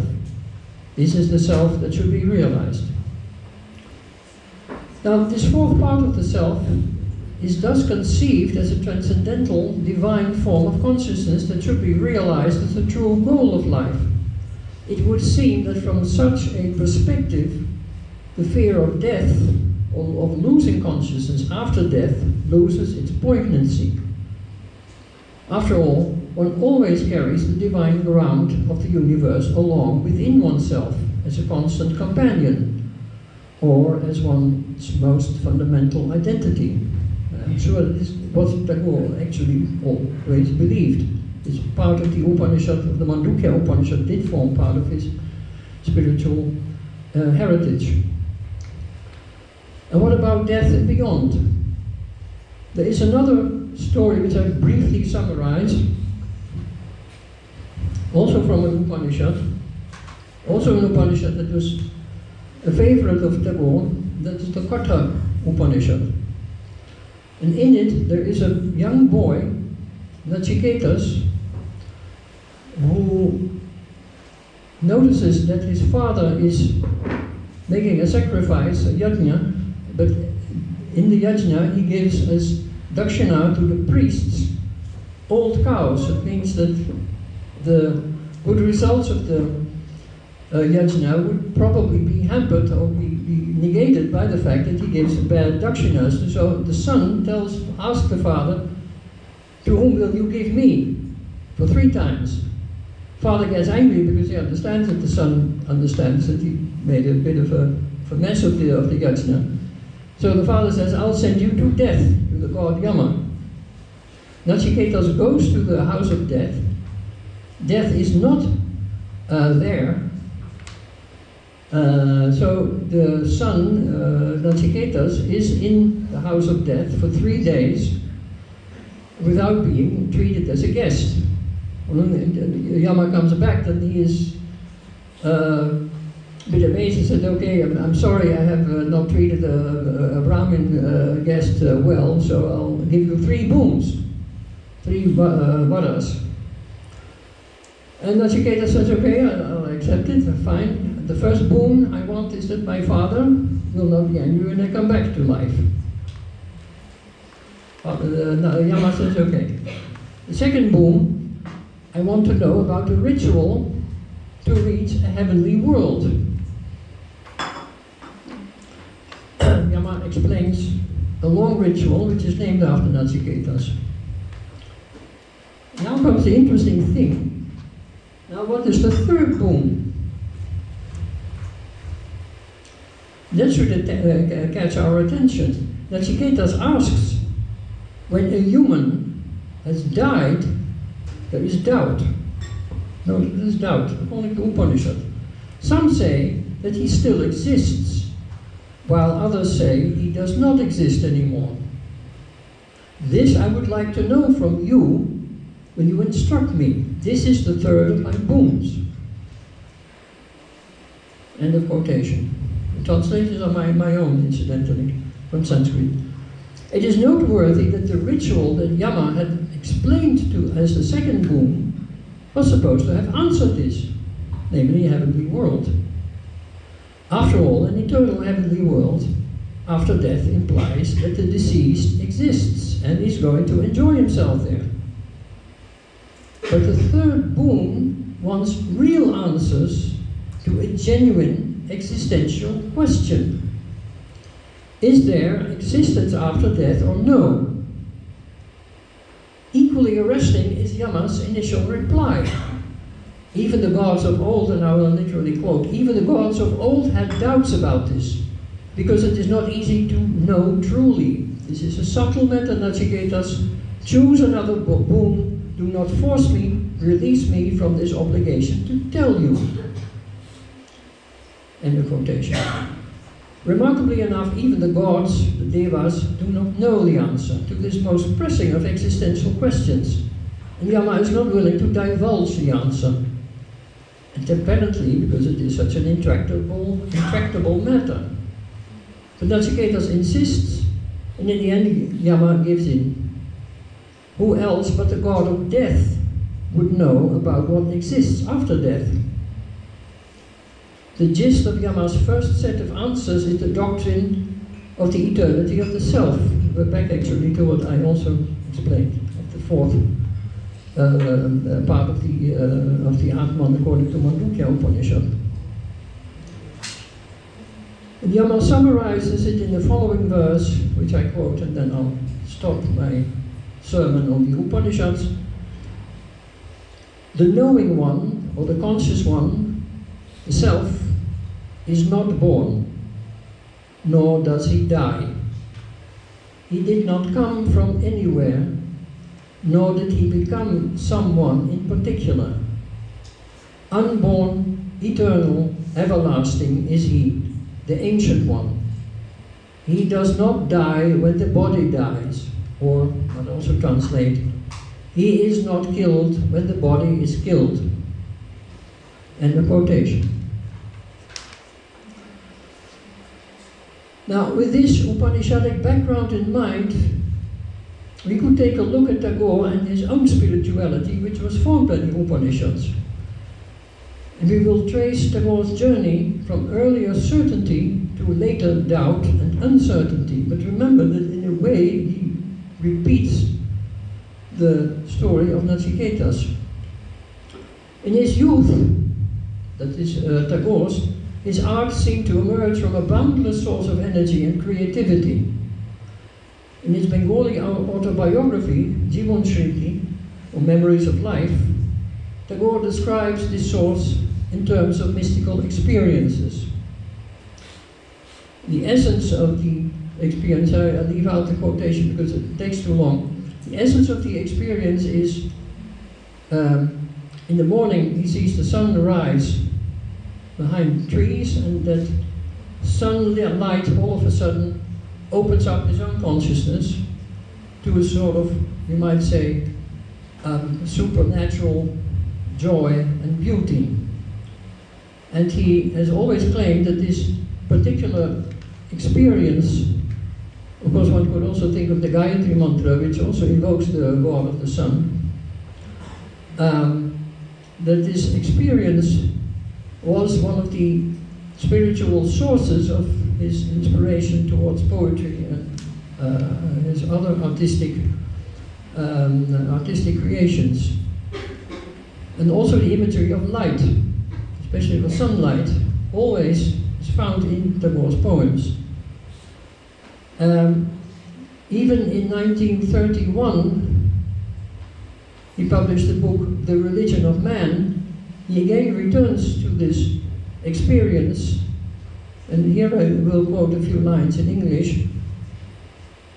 A sudden spring breeze of religious experience for the first time came to my life and passed away, leaving in my memory a direct message of spiritual reality.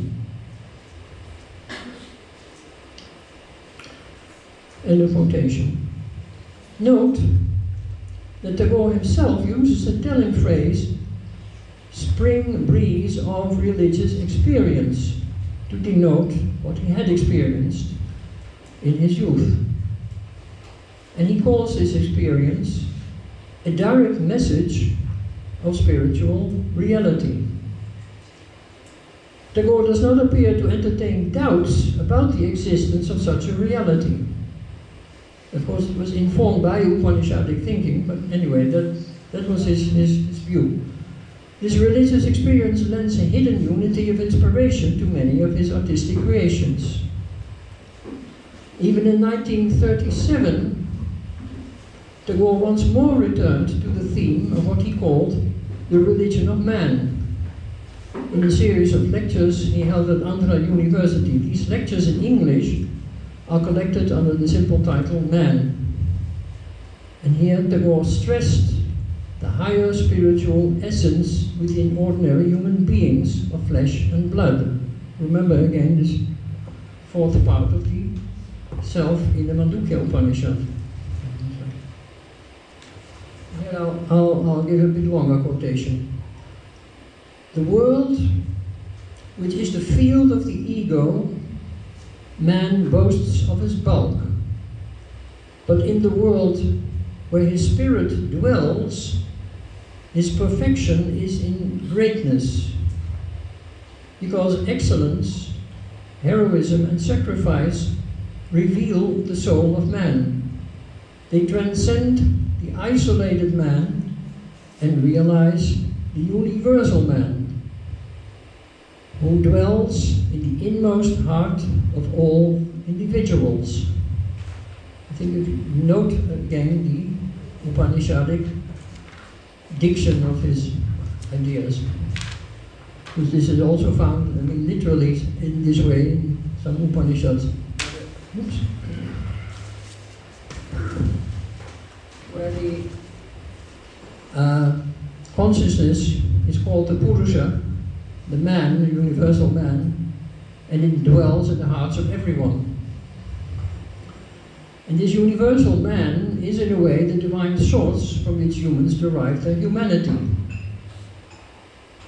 and through which they transcend their moral limitations. There is no deep sense of doubt in Tagore's mind when it comes to the spiritual reality of this divine man in human man, at least not in this time still. If doubts or misgivings are expressed, and he does express them, they have to do with Tagore's decennia-long aversion to dogmatism, and more, his aversion to religious identities that stress separateness and the inferiority of the other. In the Indian context of those days, the Muslims. Tagore, like Gandhi, abhorred Hindu chauvinistic exclusivism and was fearful of any manifestation of chauvinism. This is also an answer to his aversion to European nationalism, because he thought that European nationalism was, in its aggression towards others, the model that Hindu chauvinism was copying. In the same book, Man, Tagore exclaimed, and I quote literally, "The communal God becomes a receptacle of hatred, vanity, snobbishness, and stupidity. Insulted Godhead degrades man and keeps him in constant fear of his own fellows. This calamity strikes at the very root of power and fortune in our country." Of course, he meant India. "The community gives the name of religion to its own traditional opinion, and thus strikes at religion, with a capital R, itself." End of quotation. 1937. Tagore seemingly did not fear death as much as the death of true Indian Upanishadic religiosity as he understood it. A religiosity which, in his opinion, could embrace all Indians and even non-Indians in its open and humanistic embrace. What he really feared was the bigoted Hindu communalism of his days, the Hindu chauvinistic idea that India belongs only to born Hindus, and that followers of other religions like Islam and Christianity have no place in this Hindu India. Much of Tagore's real worries were related to this communal thinking, a thinking which he thought was a toxic derivative of European aggressive nationalism. The private religious certainty that Tagore appeared to have always had, also in relative old age, seemed finally to flake off in the months before his death on 7th of August 1941. The uncertainty had begun when he repeatedly fell seriously ill. This uncertainty, resignation, and fear of the emptiness of death he expressed in a slim volume of Bengali poetry, some of which he authored practically on his deathbed. This volume was posthumously published in 1942, but can be regarded as the very last published work. It bears the simple but poignant title Shesh Lekha, Last Writings also.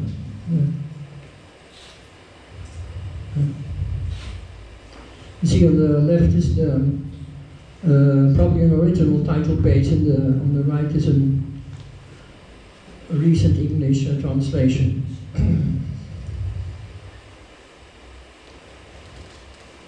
The volume is both a poetic farewell and a turning point. Shesh Lekha is an honest testimony of anxiety, uncertainty, and ignorance of what might lie beyond the moment of dying. The poems of Shesh Lekha, unadorned and in the style of free verse, though with rhythm and sometimes rhyme, are intense in their feeling of desolation and loneliness that is death. What Tagore and Shesh Lekha is trying to express are emotions that seem to stand in contrast to what he believed earlier.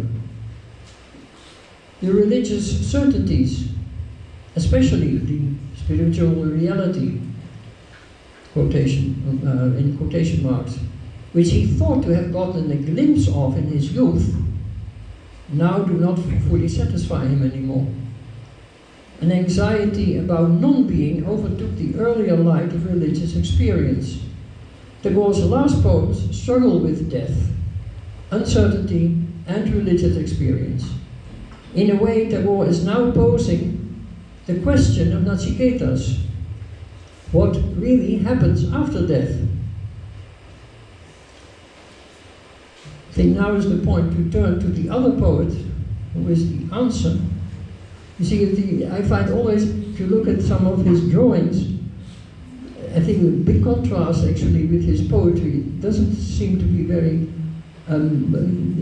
this exudes actually the kind of anxiety that I think he genuinely felt, rather than the kind of religious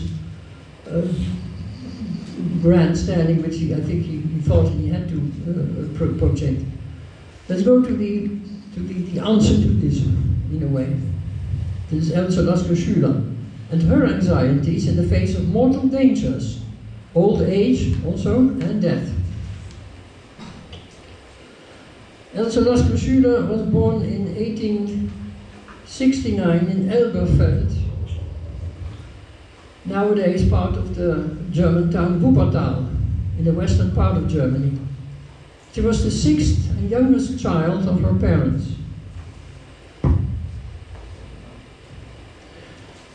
Else Lasker Schüler's first poems caused a stir in Berlin artistic and literary circles, while they attracted the interests in avant-garde artists and the eccentric Peter Hille. The latter, Peter Hille, soon became a major influence on Lasker Schüler, both spiritually and artistically. Peter Hille was a vagabond, a mystic, philosopher, writer, and religious seer. Else Lasker Schüler got to know Peter Hille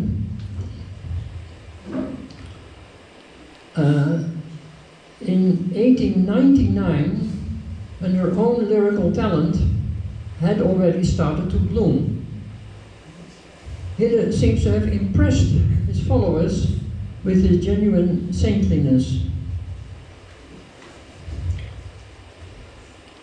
A characteristic that Lasker Schüler later highlighted in her hagiographic, near mythical, poetic biography of Hille, a book she published in 1906 under the title The Book of Peter Hille. The text intentionally uses a biblical narrative style resembling the style of the Gospels in the Bible. This book was the first prose book she published, but her first volume of poetry, Styx, had come out much earlier in 1902, and it was an enormous success actually. While moving in Berlin avant-garde circles in the early 20th century, Else Lasker Schüler met the man who was to become her second husband, Herwart Walden. Walden turned out to be a great organizer and facilitator of new artistic movements. He and Else began to hold court in the Berlin Café des Westens, or the Café of the West. Gathering around them is actually a coffee house, kind of a coffee house culture. Gathering around them young writers and poets.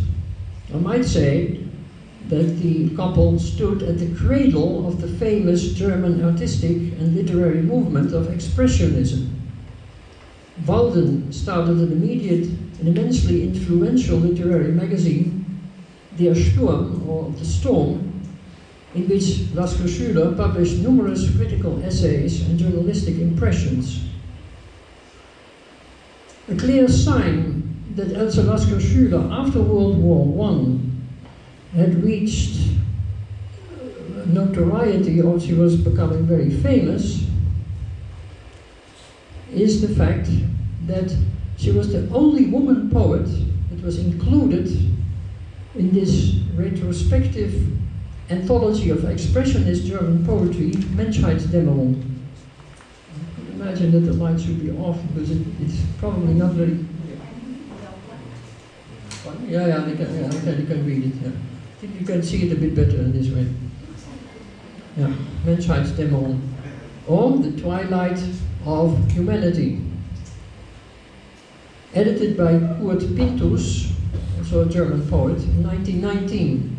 This epochal anthology enjoyed several editions during the Weimar Republic, as it was also reprinted in new editions after World War II. And you can actually see on the left is the original title page of a second edition of 1920, and on the right you see a modern reprint of this same volume.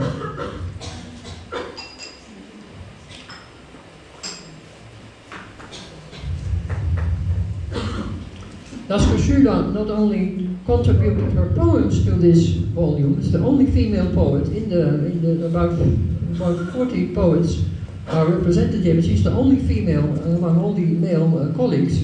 She also contributed her own drawings to this volume. She was not only a writer, also actually a painter, or made drawings. Throughout the 1920s, Else Lasker Schüler was eking out a living by writing and selling her pictures, which made her self-employed and independent. Else also gained some irregular extra income through her public readings of her poetry on stage. These readings she arranged like cabaret-like performances. I think I have a few here. No, those are, yeah, this is it. You see here, when she performs, and on the left you see how she performs. She dresses up in a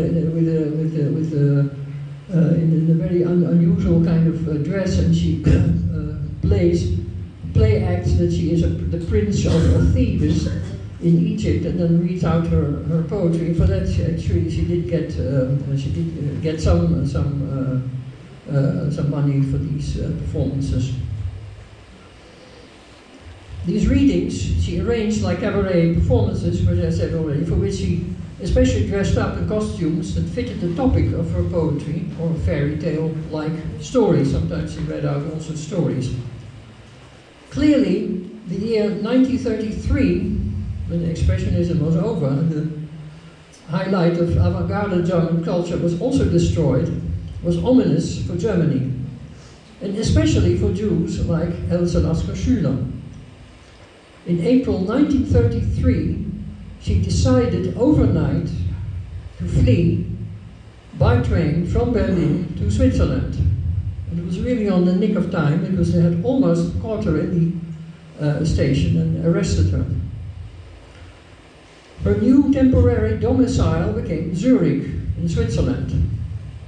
The Swiss immigration authorities never granted her permanent residence, thus denying her the status of a genuine refugee, which she did with many Jews actually that went to Switzerland in the 30s.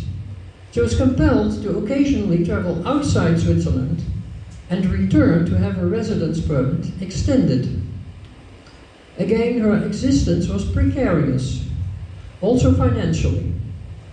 She was occasionally supported by admirers and a Jewish organization which paid for her rent in Zurich. You should imagine in those days you could maybe live off a few hundred or 100 German marks or Swiss francs in a month. She always lived in rented houses or rented cheap rooms in cheap hotels. That was her. Most of her life she actually lived in that way. Raised Jewish, Else Lasker Schüler always felt a deep emotional bond with the biblical figures like Abraham, Isaac, Jacob, Ruth, Eve, etc. To these figures she devoted the poems of her volume Hebreeuwse Balladen, or Hebrew Ballads, of which several editions had come out. Yet her Judaism was largely a mixture of what she knew from the Bible, which she didn't read in Hebrew, and everything she picked up in conversations with rabbis and Jewish philosophers like Martin Buber or other colleague poets. Lasker Schüler had a tendency towards Jewish mysticism, especially that of the Kabbalah. But it is known that she gathered all her knowledge through conversations with experts, never through self-study. She was not someone who read much. An admirer of Lasker Schüler's poetry offered to finance a trip to Palestine in 1934, an offer she gladly accepted. Lasker Schüler traveled by ship to Alexandria in Egypt, and from there went by train and bus to Palestine and stayed for about 2 months. She never wanted to stay there forever, incidentally. Back in Switzerland, she wrote a book inspired by the trip, called Das Hebreerland. I think you should have a look here at some important events here. You can see it for yourself. And some of her books. The Land of the Hebrews, it was published in 1937. Like her biography of Peter Hille, the German mystic, this work mythologizes her experiences and observations. It is not a real travelogue, but a gospel-like text about the Holy Land and its inhabitants, encompassing the European Jewish settlers, mostly from Eastern Europe, and the Arab-speaking Palestinians, both Muslim and Christian. Visiting Palestine for her was almost like a revelation, like being in the presence of God. We'll see in her poetry that she also comes back to that idea. She went a second time to Palestine in 1937 and again stayed for a few months, with a clear intent to return to Switzerland. Then she went for a third time, once more with the intent to return to Europe in 1939. And remember that World War II started in 1939, September, 1st of September. But now she had to stay back in Palestine. But German citizenship had been revoked in 1938, and the Swiss immigration authorities would not allow her back into Switzerland, neither in August nor in September 1939. In a way, she was now Palestine's refugee from Europe, because there was no way she could return to her beloved Europe. She found sponsors for herself in Palestine, wealthy Jewish persons who knew her work and were willing to financially support her. She now settled temporarily, at least that was her own estimation or her own expectation, in Jerusalem. And it's also in the last years of her life that she published a final volume of poetry, Mein Blaues Klavier, you see it there, or My Blue Piano. You see it here.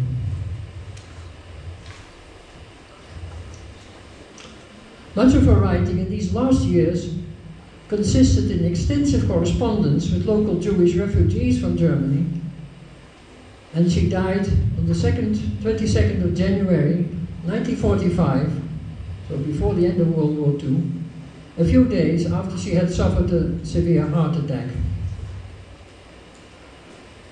My blaues klavier, my blue piano, is Lasker Schüler's poetic and artistic testament. Some of its, there is a German literary scholar who is calling Mrs. Hallensleben, and Hallensleben regards the volume My Blaues Klavier, or My Blue Piano, as a great final example of avant-garde poetry. Some of it are love poems, and they are addressed to language itself, and problematizes poetic utterance. Moreover, this last volume reveals Lasker Schüler's blend of poetic creativity and religious hope, but at the same time she makes clear that she expects death to be imminent. She thus reflects on her own mortality, but also on the perilous fact that she and many German Jews were forced out of Europe. And so Lasker Schüler's fears did not only refer to European persecutions, she also felt uneasy in her new domicile of exile in Palestine. Else Lasker Schüler had been looking for sponsors and found a very willing one in the person of Salman Schocken, a German businessman who had fled Germany and stayed in exile in Palestine for a few years. Note that some of these Jews never stayed there, never wanted to stay there also in Palestine. Lasker Schüler corresponded with him from 1939 onwards. And in her letters, many letters she wrote actually to many people in those last years, reconciliation of Arabs and Jews was close to her heart. The reason was not difficult to imagine. Palestine was, or should be, the Holy Land in which everyone would love each other. We know, of course, from experience, this is far from the truth. And in one letter she writes, and I quote literally, I've translated myself from German, and I quote, "I would like to draw a small cabinet for smoking, colorful, Hebrew and Arabic." And then she writes, "I carry Jerusalem on my eyelids. Never did I meet here David or Jonathan. Also never Jacob with his sons. Chased away by the calculating people here. Chased away by the unplayful, joyless people here. Whether from Asia or from Europe, always they shout, 'God be praised,' and 'God hears.' And they insult him like the people in your office." She writes this to someone whom she had met. Clearly, the actual Jerusalem does not resemble the Jerusalem of the Bible. What she does observe is mere calculation and joylessness. These impressions do not bode well for attempts at reconciliation between Arabs and Jews in the Holy Land. And I give a last quotation from her letter to Martin Buber, who was also not really a wholehearted Zionist, and she writes, "I am no Zionist, no Jew, no Christian. I believe I am a human, a deeply saddened human. I was a simple soldier of God, but I cannot anymore put on a uniform. I flow away like a stream from one day to the other. Maybe God, the Eternal One, believes in me. I do not know. Being mere human, how can I think and believe in the Eternal One?" End of quotation. And in another quotation she says, "I forgot to write that it is self-evident that the same is valid for Hebrew children as for Arab children, since at the same time the reconciliation with the Arabs will be much easier to bring about. Arabs are very inclined to accept signs of kindness. especially when shown to the children of their people.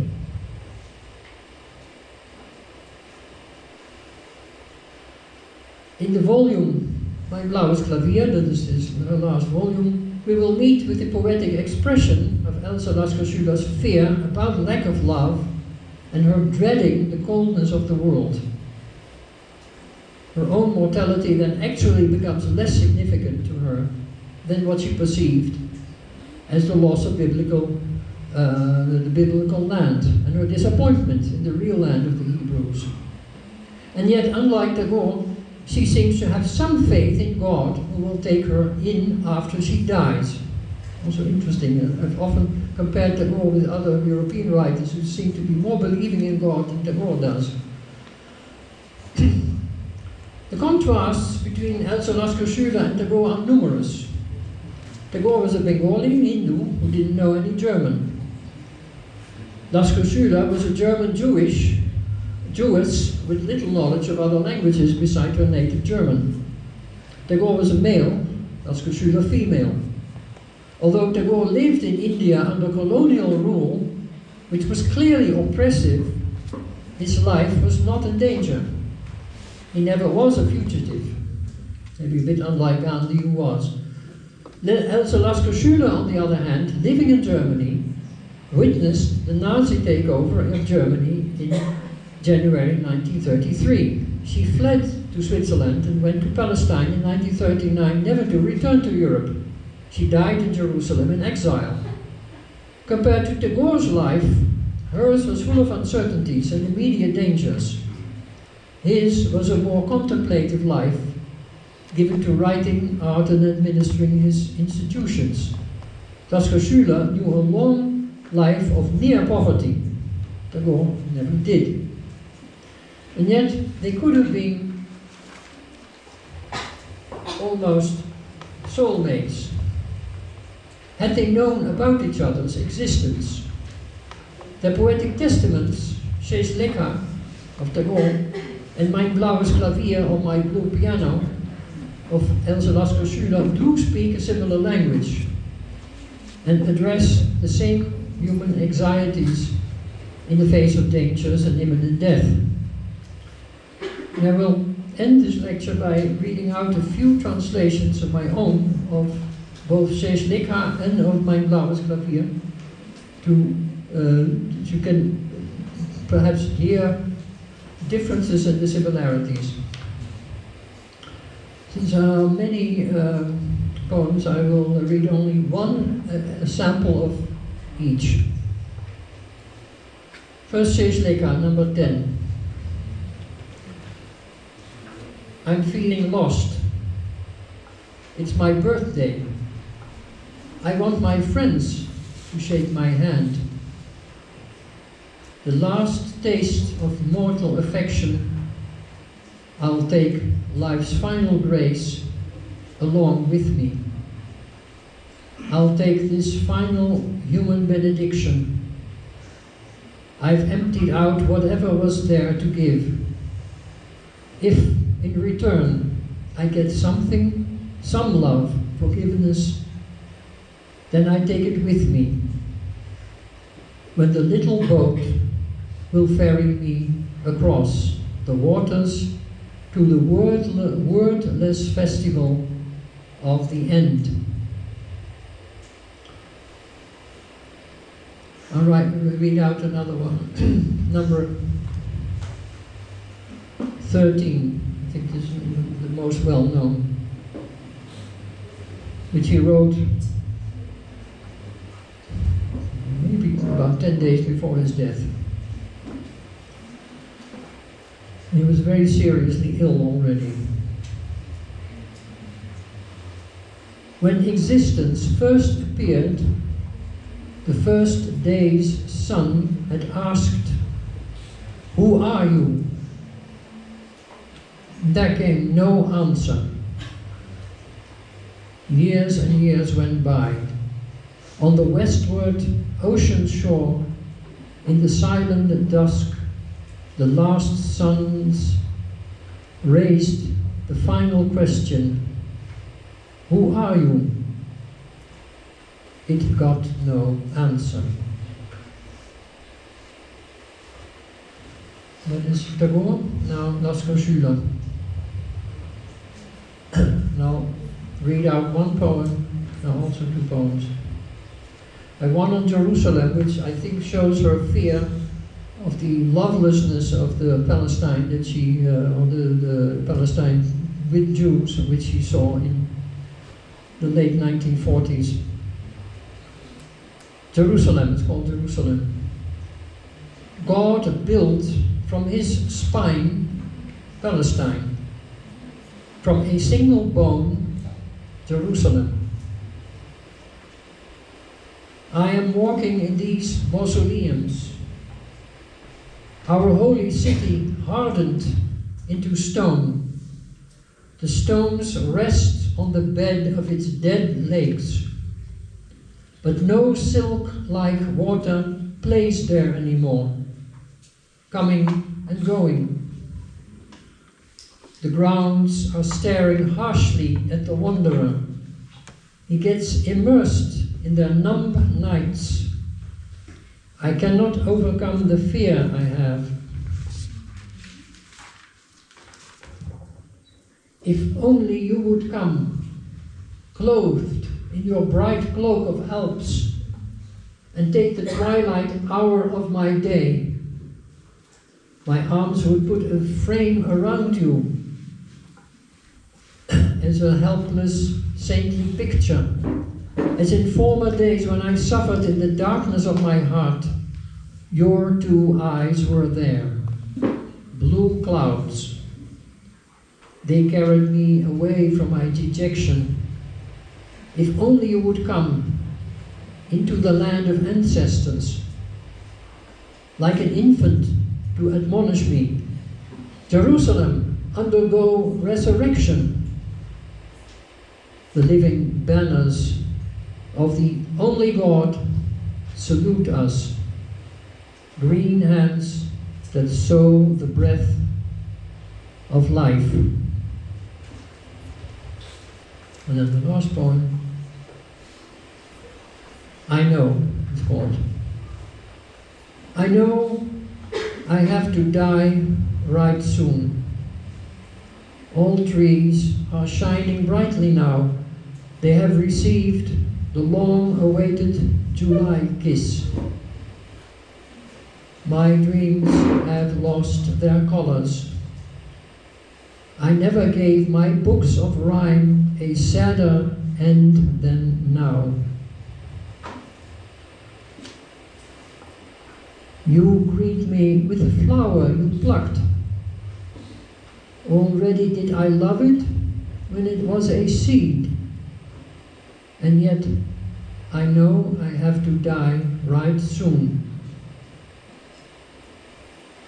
My breath hovers over the river of God. On the path to everlasting home, I softly set my foot.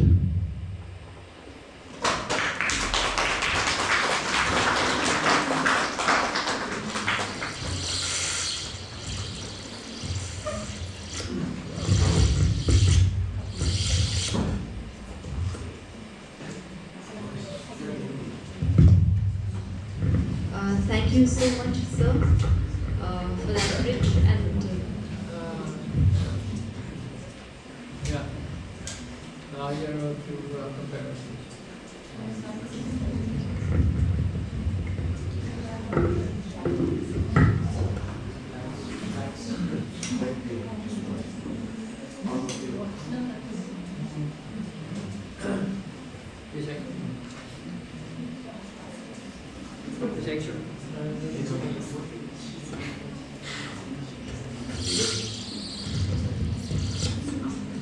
These actually summarize more or less what I've said, but perhaps if people are interested in having these slides, you can later on send them to students who are interested. Oh, sure.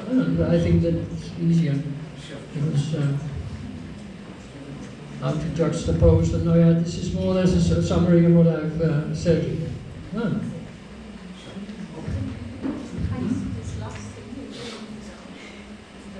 Yeah. Okay, it's basically what I already said. Tagore wrote his last poems posthumously, as says Descartes, practically on his deathbed. The poems show in an unadorned way what he feels about the impending end to his life. Doubt, resignation, ignorance about the truth of what lies beyond. No false hopes. Lasker Schüler wrote her last volume of poetry, Mein blaues Klavier, or My Blue Piano, a few years before she died. The poems show a variety of emotions: resignation, love, loneliness, because exiled, betrayal by those who stayed on in Germany, but also believe in God. It's interesting actually that in her last poems, the last section of Mein blaues Klavier are love poems. It is quite remarkable, and some later commentators said that as an old woman she still had erotic feelings for young men. If you study them carefully, you see that this is probably not true. She idealizes, she idealizes everything in her life. Her own life she mythologizes into a sort of mythological figure of the Prince of Thieves. And she gives herself the name Yusuf, which is based on the Hebrew Yosef, but then turned into the Arabic form, Yusuf, which is also there in the Quran, as if to show that for her the differences between Islam and Judaism were not that big. She has actually short stories also about Islamic themes throughout her life. So I think her love poems are perhaps addressed to God rather than, but as in Tagore's love poetry also, it's either God or it's in the beloved. The two are never really easy to distinguish. I think that the same is the case with Lasker Schüler and her last love poems, interestingly enough, in her Blaues Klavier.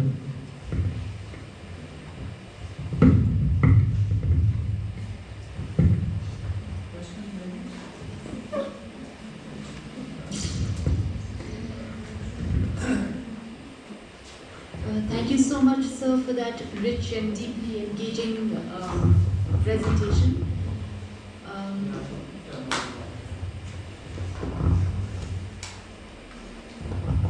So we will open the floor for discussion now. We will invite any questions, any comments, any feedbacks if you have for sir's presentation, sir's topic. And I would also request our technical support team to see if there are any questions from our friends joining online.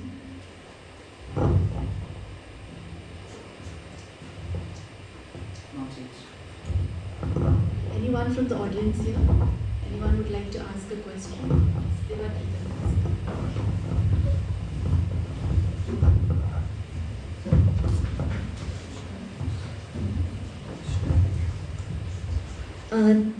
Thank you for the presentation, sir. I'm Debraj from English department. As you started your presentation about afterlife, so I was just curious about did Rabindranath Tagore himself had any point of view during the afterlife or the soul, which is it only a living creation or a spiritual upliftment of human consciousness? Can you please elaborate, sir? I'm not sure if I entirely understand the question. You asked that if Tagore had any ideas about an afterlife, is that basically the question? Soul, I think, well, he had several ideas, and he also often writes that his philosophy is like the atmosphere around the earth. It's quite free floating, so he doesn't pin down any doctrinal ideas. But of course it should be mentioned, and here I think I can mention it without any trouble, that he was also a practicing Brahmo. He belonged to the Brahmo Samaj. And that's why, of course, in the beginning I mentioned the Upanishads. The Upanishads themselves are not very clear about this. So I think he kept the sort of mystical idea of consciousness that is divine, he kept that intact. Whether that is in an afterlife or no, I think he was not very, didn't make any certain comments on this. You could probably find some of his ideas about this and also the differences in a book like The Religion of Man, or even in this earlier book called Sadhana, which was published in 1916, I believe. It was based on sermons he gave as a Brahmin minister when he, in Shantiniketan, he often performed as an acharya, he did the upasana, in the mandir in Shantiniketan, which is it's quite a beautiful thing with glass, colored glass windows.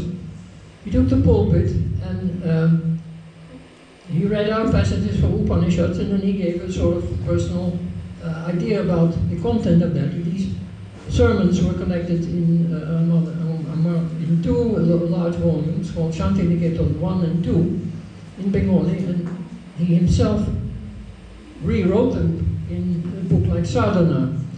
But as I'm saying, you cannot give a straight answer that he believed only this or that. It seems that, of course, he in his poetry, I think his mystical experience may have been genuine in his youth, was the source of his poetic inspiration, and the first flow of poetry that came out of it was a volume called Prabhat Sangit, or Morning Songs. And there is one poem which he says was written in that mystical state of mind, called Nirjara Shopnabhongo, or the Awakening of the Waterfall. Actually, I had my longer version, or I had actually sections of this in order, but it's a hymnic and it goes on, and some people say it's too long-winded, but anyway. It does show you that I think the experience was for him more important than the doctrine about whether there is a soul or no. And he also, throughout his life, at least certainly till the end of almost end of his life, he also entertained the idea of what he called the Jivan Devata, or the God of my life. And he said, behind me is a sort of personal God that leads me. There's also poems on Jivan Devata which are from Chitra. I think the volume Chitra has these poems. They're quite long poems, which I've also translated, but not included in my lecture. So he has many different sort of views which are floating. He's not a Vedantic doctrinal scholar, acharya, who says it's like this or it's not like that. Pardon? Pantheist. Even that's difficult to say. Sometimes it seems that he was, sometimes he didn't. I mean, the Brahmo Samaj, since Rabindranath rejected the Advaita doctrine, and they say no, pantheism that may not be there. The soul, an individual Atman, or whatever you call it, Purusha, is not the same as the Paramatma, or the highest Purusha, or the Purushottama. The two are not the same. So it's likely that Tagore also had that kind of idea from his father. His father was more strict in these ideas. He said, we reject the Advaita, that's not for, we are Bhakta, so we believe in worshiping a God who is different from ourselves. With Rabindranath, it's difficult. Throughout his life, he has different shades of opinion, I would say, but they're all floating more or less around the same spirituality, which is also free-floating in the Upanishads themselves. Oh, is that enough of an answer, or you want more? Okay. Well, I could go on and on this, because it's one of my hobbies. I wrote books on this.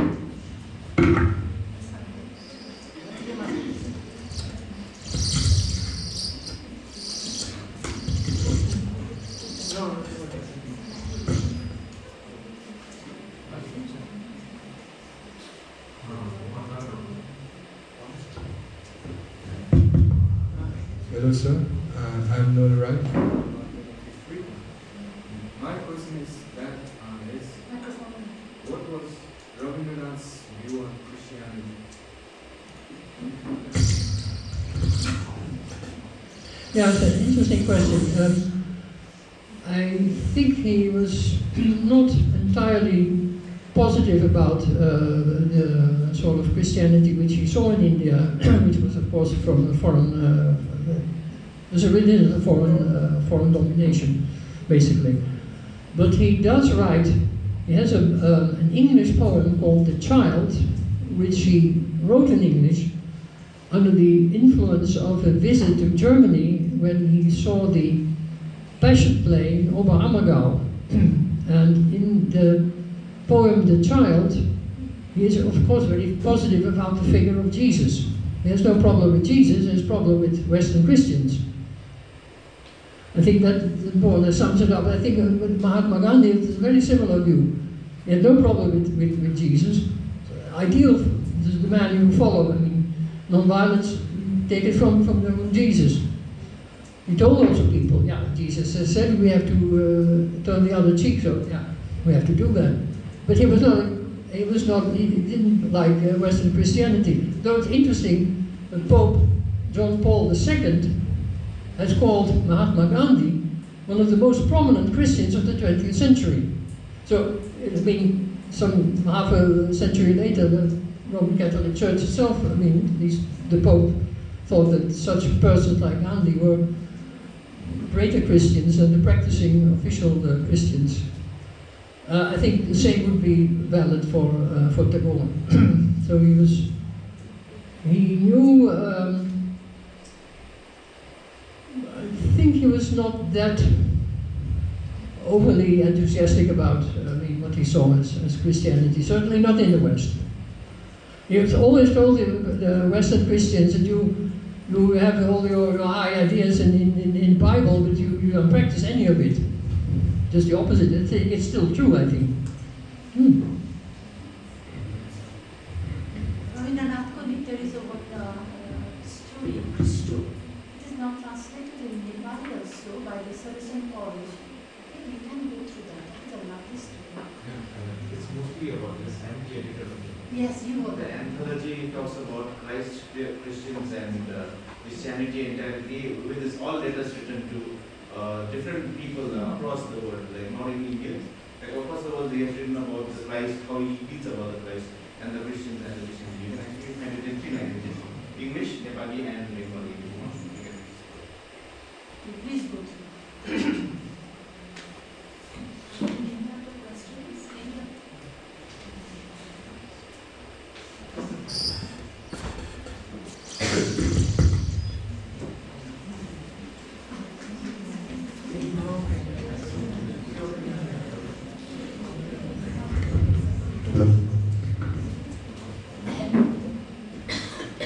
So, thank you very much for a very enlightening lecture.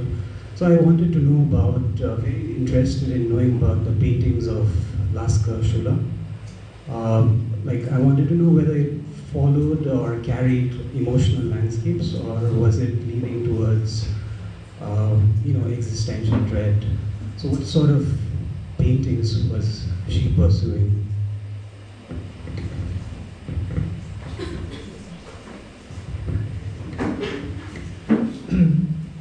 I'm not sure if I totally understood. You mean to say that? No. Can you repeat the question, because? What sort of paintings was she? Oh, paintings. Okay. Okay, I can maybe show some samples of it. I think the paintings are usually quite colorful, and the paintings do not show any dread. Rather, very colorful, kind of joyful drawings. Unlike, I think Tagore's are that way very much of a contrast, because his drawings I find actually not very joyful, often. Quite dark. Quite unlike his joyful poetry. But in Lasker Shula it's almost the opposite. The poetry is not always very joyful. Although she was, in her earliest book, Styx, sticks. There's a lot of veiled erotic poetry also. Maybe that is true, and in that way she also. But it's never very joyful, because she always suffers from rejection or let's say oppression by men. I think it's one of the reasons why she also divorced twice. But in the drawings you don't see that. That's actually very interesting. Always very colorful. She made only drawings and watercolors, never oil paintings. And when she sent, for instance, she corresponded with an expressionist painter called Franz Marc, who was in the beginning of the 20th century in South Germany. They exchanged postcards with each other. And she would always draw on the postcard themes. So the postcards were actually small pictures that she would send by just ordinary mail. I would say always joyful, colorful. Also celebrating actually life, you might say, in the drawings and in the paintings. Her oeuvre is not that large also, I mean a few hundred maybe. Tagore's I think was larger, but he started also later. Whereas she started as a painter. She first she was still married to Dr. Lasker. Her family name is Schüler. She was born Schüler, but her husband was called Lasker.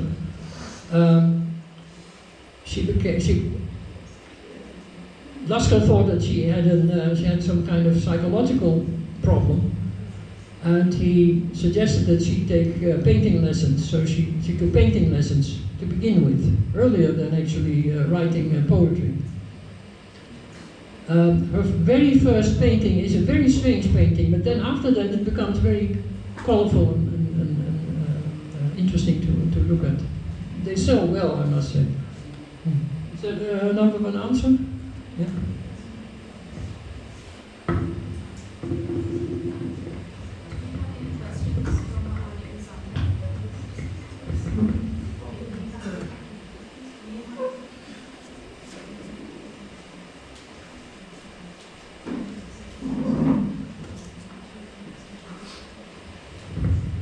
Hello, sir.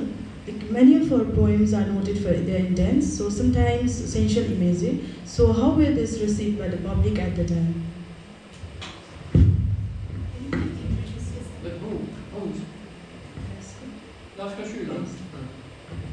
So my name is Neha Chitri. Yeah. But whose poems? Lasker Schüler. Lasker Schüler.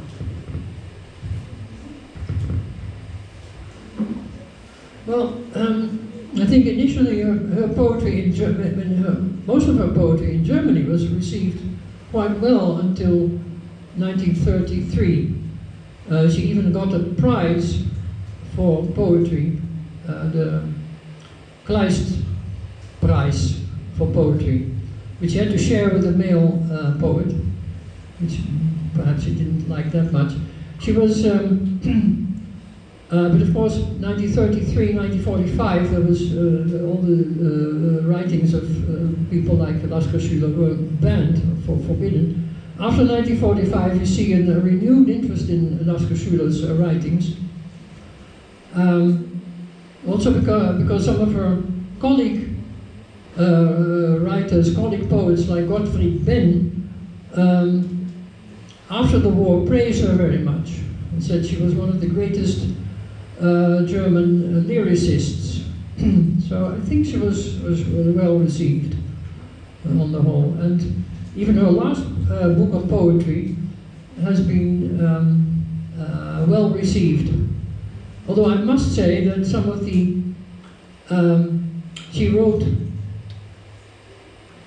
for instance, a play, Ich und Ich, I and I, which was so controversial that it was written in 1941 in Palestine already.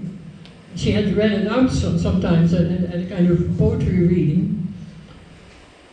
After the Second World War, when her writings were collected and published, the editors in the 1960s thought that this play was so absurd and controversial that they cut out many passages and just said, yeah, it's actually not a really good thing, so we don't do her a service to publish it fully, so we take out a few passages and publish it in that way, which is of course quite strange to do. But in the 1980s, the interest in her work and the complete text of her work, all the complete works re-emerged, and I think since then she has been canonized almost as the German female poetess of the 20th century par excellence almost. And the streets are named after her, and there are readings of her. If you find on the YouTube, you find many readings of Lasker Schüler, and not in her own voice, because as far as I know, there are no recordings of her own voice. But people reading out her poetry, which is certainly, I mean, remarkable if you compare it to other contemporary poets of hers. Maybe the only other famous poet would be Gottfried Benn, and there's one German poet now, I forgot his name, I'm sorry. Who is that famous? Do you remember? There's one other. Okay, no, sorry. But let's say she's among the most famous female poets in Germany in the 20th century, that I think one could safely say.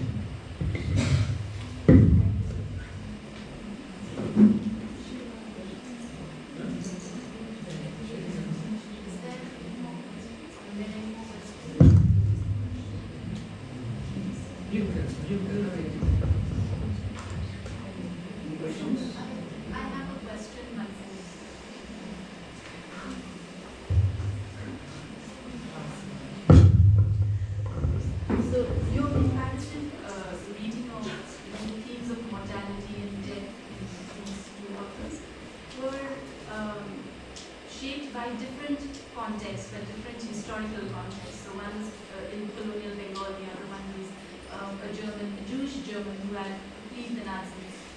So, and yet they produced, a dialogue which was, almost converging, death, mortality.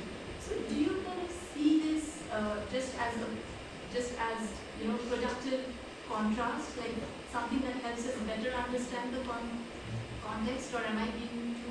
I mean, am I oversimplifying this that way? Yeah, thank you for your very interesting question. I think I made the contrast between the two. Actually, it's part of a project in the Vrije Universiteit, where we have a project on fear and anxiety. And I think the link between the two is the fact that they both show, towards the end of their life, the anxiety about death. I think that is the link between the two, which I saw. But because otherwise the contexts are different. I've said also, I mean, Tagore never faced or feared mortal danger in the way that Lasker Schüler did. She was almost beaten up by as arm in the train station, which of course never happened to Tagore, even though he was also traveling in Germany, maybe on a route even during the Nazi era. I mean, they went to, I don't know when was that, maybe just before that, actually before that, sorry, it was before. No, but Nazis didn't like Tagore, they thought he was a fop. You didn't need to take him seriously. No, he was before I think in 1931 or something like that. Yeah, I think 31. So you can, I mean, I'm not saying that when you juxtapose them, you would get more insight in them, but it's rather interesting to see how two different people from different cultural backgrounds who never knew each other, in a way, seem to converge on the fear of death and on the anxiety, but also, I mean, it's not entirely only fear of death. There is always a kind of uncertainty. The uncertainty, I think, is more the thing than they sort of say there is really nothing after death, and they don't say that. Also don't say, no, I know I'm going to heaven, because neither of the two is really there, not even in Lasker-Schüler. So you keep it vague because you don't know it. It's different from being sure that there is nothing or being sure that there is something. In that way, I mean, you could. It's even more remarkable that neither of the two poets knew each other's work, which is understandable because Lasker-Schüler's work was not translated into English until much, much later, after actually, I think in the 60s, 70s, Lasker-Schüler's work began to be translated into English, or French for that matter. And Tagore didn't read it in German, as far as we know. And I've also, in a note, but it is not in my written text, it's more likely that Lasker-Schüler might have read Tagore's German translations, because her publishing house and the publishing house that published Tagore's translations in Germany were the same. So it's not unlikely that she must have seen some of the volumes, but she was not a big reader. She did not devour books. She wrote and she listened and talked a lot. So, I would also like to ask, I mean, this is something, it's not related to the historical context or anything like that, but after a comparative study, after a comparative reading of the two poets, did you start, I mean, did something shift in how you looked at them individually, their themes on depth? Like, did the comparative study change something, shift something in you when you looked at their poetry individually? Maybe a little bit, because once you start to see that, I think what I would have thought is that there is apparently some convergence in cultures on certain things. I mean, you can find, if you're looking for of course. No, actually, I wasn't looking for Lasker-Schüler per se as an answer to Tagore. It only happened more than by accident. When I started to, I knew Lasker-Schüler's poetry from this volume, Menschheitsdämmerung, which my grandmother had an original copy of that volume, of that from 1920, the second edition. And there, I always remember that Lasker-Schüler's quite unusual self-portrait was there in drawings. She portrayed herself with a big star on her forehead, and some of her love poetry was there. And I found it was quite remarkable. And then I started to look for, when I studied Tagore, to look for some kind of complement. And maybe she might be a good complement. In a way, she's very much a contrast also. So, initially I thought it was a contrast, then when you start to delve deeper into both, you see that actually there are more similarities than contrast. So yeah, it has changed, I think, somewhat my also, I had trouble to find the right kind of idiom. Both, I translated both into English, which is also not my mother tongue, from German and Bengali. But you have to, in English, you have to make sure that it somehow sounds English. It has to sound English after all. We translated German or translated Bengali. So yeah, it did change. I was actually more amazed about Lasker-Schüler. The more I read about her, the more amazing I found her actually. I have a small question. You can use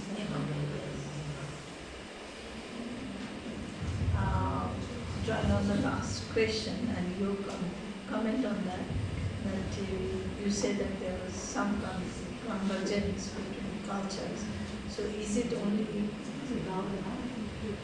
the convergence that you talk about the convergence of cultures, and how do you think about it? It has changed slightly. So maybe if you look at poets from other contexts, other religious background, then you will find similar ideas in them too. May well be. I think the convergence was between these two poets, not so much between their cultures. I meant the two poets. Yeah, the atmosphere of Visesh Lekha and the atmosphere of Mein Blaues Klavier seemed to converge somehow, which I did not expect, I must say. I'm sure if you delve into other linguistic areas, maybe either a Dutch or an Arab poet or Urdu, and probably you would find also similarities. But what has to be said also, you have to look at maybe poets of, like, I don't know, maybe Jivanananda Das would be a good comparison also. Maybe also again a contrast and some similarity. Maybe there's even more similarity between him and Lasker Schüler than with Tagore. I find this last volume of Tagore is far less Tagorean than all the previous ones. Let's put it that way.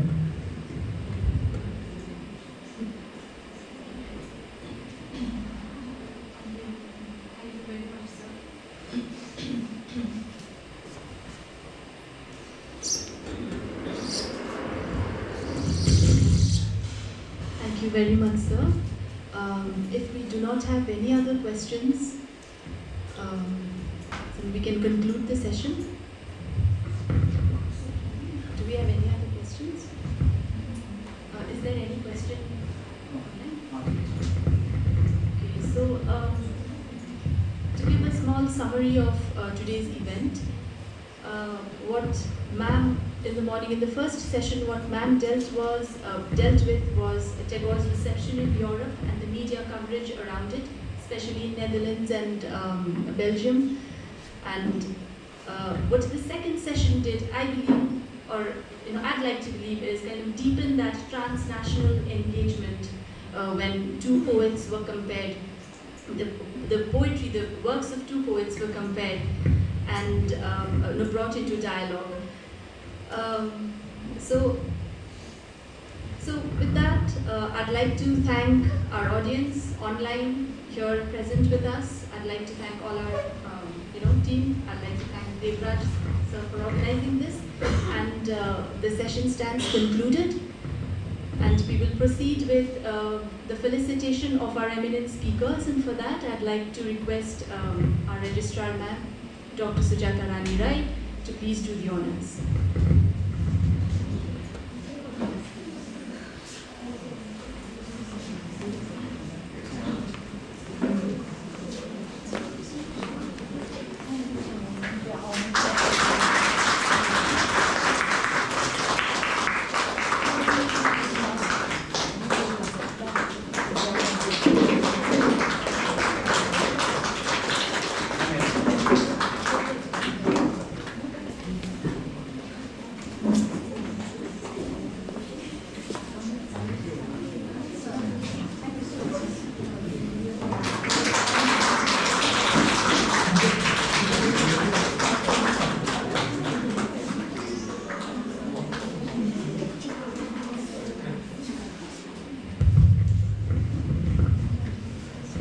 Thank you so much, ma'am. May I now request Ms. Malavika Pradhan to propose the vote of thanks.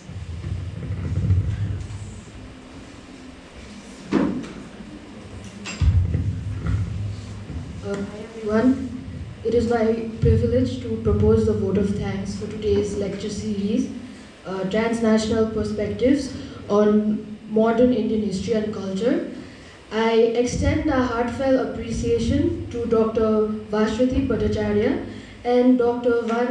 Victor van Bijlert for their illuminating lecture. Their reflections have offered us much to think about.